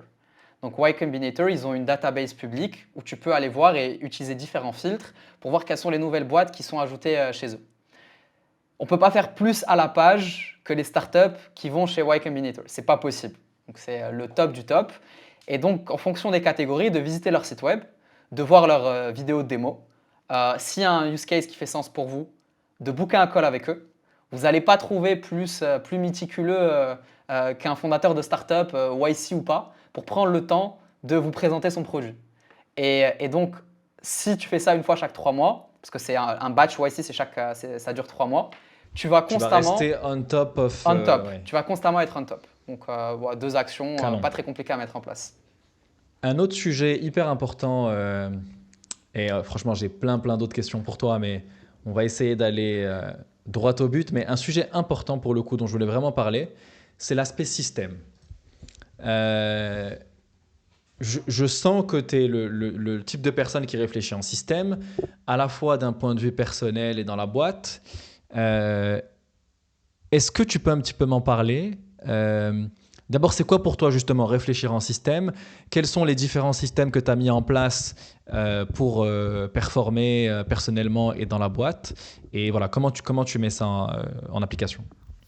Alors, penser en système, c'est la capacité de prendre une tâche. Donc, on définit une tâche. Par exemple, je veux contacter des personnes qui vont être présentes à un événement à Marrakech, par exemple. Événement tech à Marrakech, je veux pouvoir contacter les gens qui vont être présents. Ça, c'est la tâche que je te donne. La capacité de penser en système, c'est comprendre l'intention d'une tâche, déjà, premier point. Pourquoi est-ce que je fais cette tâche? Qu'est-ce que je veux tester? Quels sont les metrics, les KPI que je vais traquer? Quel est l'output que je veux? Donc l'intention, l'output et les metrics. Et être capable de les faire de manière indépendante. Donc pas avoir besoin de quelqu'un qui te chaperonne pour te dire voilà comment est-ce que tu dois, voilà comment est-ce que tu dois le faire. Donc prendre une tâche, définir l'intention, définir les KPI, définir l'outcome, l'output, qu'est-ce que je veux en résultat final, c'est quoi la finalité de cette action. Deuxième partie, c'est décomposer une tâche en plusieurs tâches. Donc, si on prend ce cas-là, donc je veux pouvoir contacter des gens là. Première étape, comment trouver les gens qui vont être présents. Deuxième étape, comment est-ce que je peux catégoriser les gens qui vont être présents. Troisième étape, comment est-ce que je peux les contacter de la meilleure manière possible. Quatrième étape, comment est-ce que je peux maximiser le taux de réponse de ces gens. Être capable de penser en système, c'est décomposer des tâches, mettre des KPI et surtout garder un lien logique entre chacune des tâches que tu as décomposées et trouver une manière efficiente de le faire. Et donc d'être à la page, de tester des outils et de ne pas fall behind. C'est un peu ce que j'ai rédigé un post sur ça récemment où j'ai dit que dans 3, 4, 5 ans, avec l'évolution et la vitesse à laquelle il y a part, moi je le vois boîte à Silicon Valley qui ne recrutent plus d'humains aujourd'hui pour justement repenser leur système parce qu'ils considèrent qu'ils vont avoir une dette humaine s'ils recrutent aujourd'hui. Tu vois? Et donc, c'est vraiment repenser comment est-ce que tu recrutes, repenser la typologie de personnes que tu recrutes parce que dans 3-4 ans, déjà, moi, je pense qu'on ne va plus utiliser de keyboard, donc on ne va plus taper. Donc, tu vois, je ne vais plus écrire. Je vais parler et peut-être dans 10 ans, on va juste penser et on va être connecté directement à des IA et à orchestrer des tâches. Et deux, tu vas plus faire, il n'y aura plus de tâches vraiment opérationnelles, mais tu vas faire de la stratégie et de la création de systèmes. Et des IA vont exécuter ces stratégies. Est-ce que tu vas lancer une startup? Et si oui, est-ce que tu as des idées? Est-ce que c'est prévu? Est-ce que l'envie te titille un petit peu? Voilà. Question claire, réponse honnête. Ouais, oui, c'est dans mes projets. Pour moi, l'agence, c'était une manière de me confronter en tant que fondateur à l'entrepreneuriat et pas en tant que premier, deuxième, troisième employé de start-up. C'était une façon pour moi aussi de prendre en confiance par rapport à ma capacité de, un, faire du cash, deux, closer des grosses boîtes, trois, rencontrer du monde et affiner ma perception de l'entrepreneuriat. Donc vraiment mieux comprendre qu'est-ce que je considère, comment est-ce que je me considère moi comme entrepreneur. Donc l'objectif sur les 2 prochaines années, c'est de continuer à scaler l'agence, de monter en compétence encore sur certains sujets.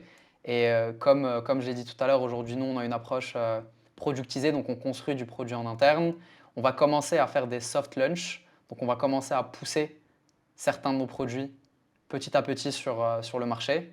Et à terme, l'objectif, c'est de prendre la décision à un moment de moi m'effacer de l'agence. Donc soit faire une revente à un moment, soit mettre un CEO à ma place et m'attaquer à un sujet plus profond, soit dans la même industrie, soit comme ce que font pas mal d'entrepreneurs, d'aller complètement sur une autre thématique. Peut-être dernière question. Je pense qu'on a 2 minutes. Ouais. Yak,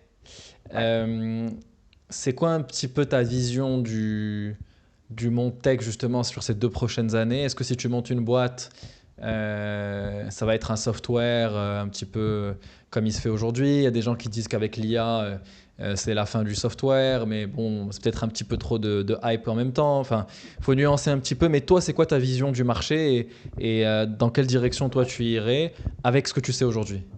Je pense que le narratif de dire que c'est la fin du software, il est très nocif parce qu'en fait, on pense qu'une startup, elle existe, elle réussit qu'à travers le software, alors qu'on oublie qu'elle réussit aussi grâce à sa distribution, grâce à son acquisition, grâce à ses ressources humaines, grâce à son customer support. En fait, il y a plein d'autres choses. Oui, aujourd'hui, créer du software, c'est devenu plus simple grâce à l'IA, mais la compétition, elle va créer du software, c'est devenu plus simple. Créer un excellent produit, c'est devenu plus compliqué. Donc, on va juste changer l'appréhension des entreprises à l'adoption de nouvelles solutions et on va changer la manière dont on construit des nouvelles solutions. Et pour moi, on va se tourner de plus en plus vers du service as a software et pas du software as a service, qui est qu'on va créer des solutions un peu comme ce qu'on fait aujourd'hui chez Earleads. On a nos produits en interne, on a nos agents en interne, mais on délivre un service. Et à terme, c'est ce vers quoi je pense qu'on va tendre de plus en plus. Ouais, et limite, il y aura peut-être justement cette intersection d'humain et de services derrière et de produits derrière qui tournent. Atman, merci beaucoup. Vraiment, c'était passionnant, Khoya. C'était très, très intéressant. Moi, j'ai appris beaucoup de choses. Donc, je pense, j'espère que les gens qui vont nous écouter vont apprendre plein de choses. Donc, merci pour ton temps et tu reviens quand tu veux. Marhaba bik. Merci beaucoup, Mohamed. C'était un vrai Faut au plaisir. moins qu'on se fasse 2 autres heures sur ce qui restait. Ouais, avec grand plaisir. On fait ça quand tu veux. Merci beaucoup d'avoir écouté cet épisode jusqu'au bout. Si vous avez aimé cet épisode, partagez-le autour de vous, abonnez-vous à la chaîne. Et comme vous le savez, on est sur YouTube, mais aussi sur Spotify et Apple Podcasts. Donc partagez Next Wave autour de vous pour nous aider à faire connaître ces podcasts.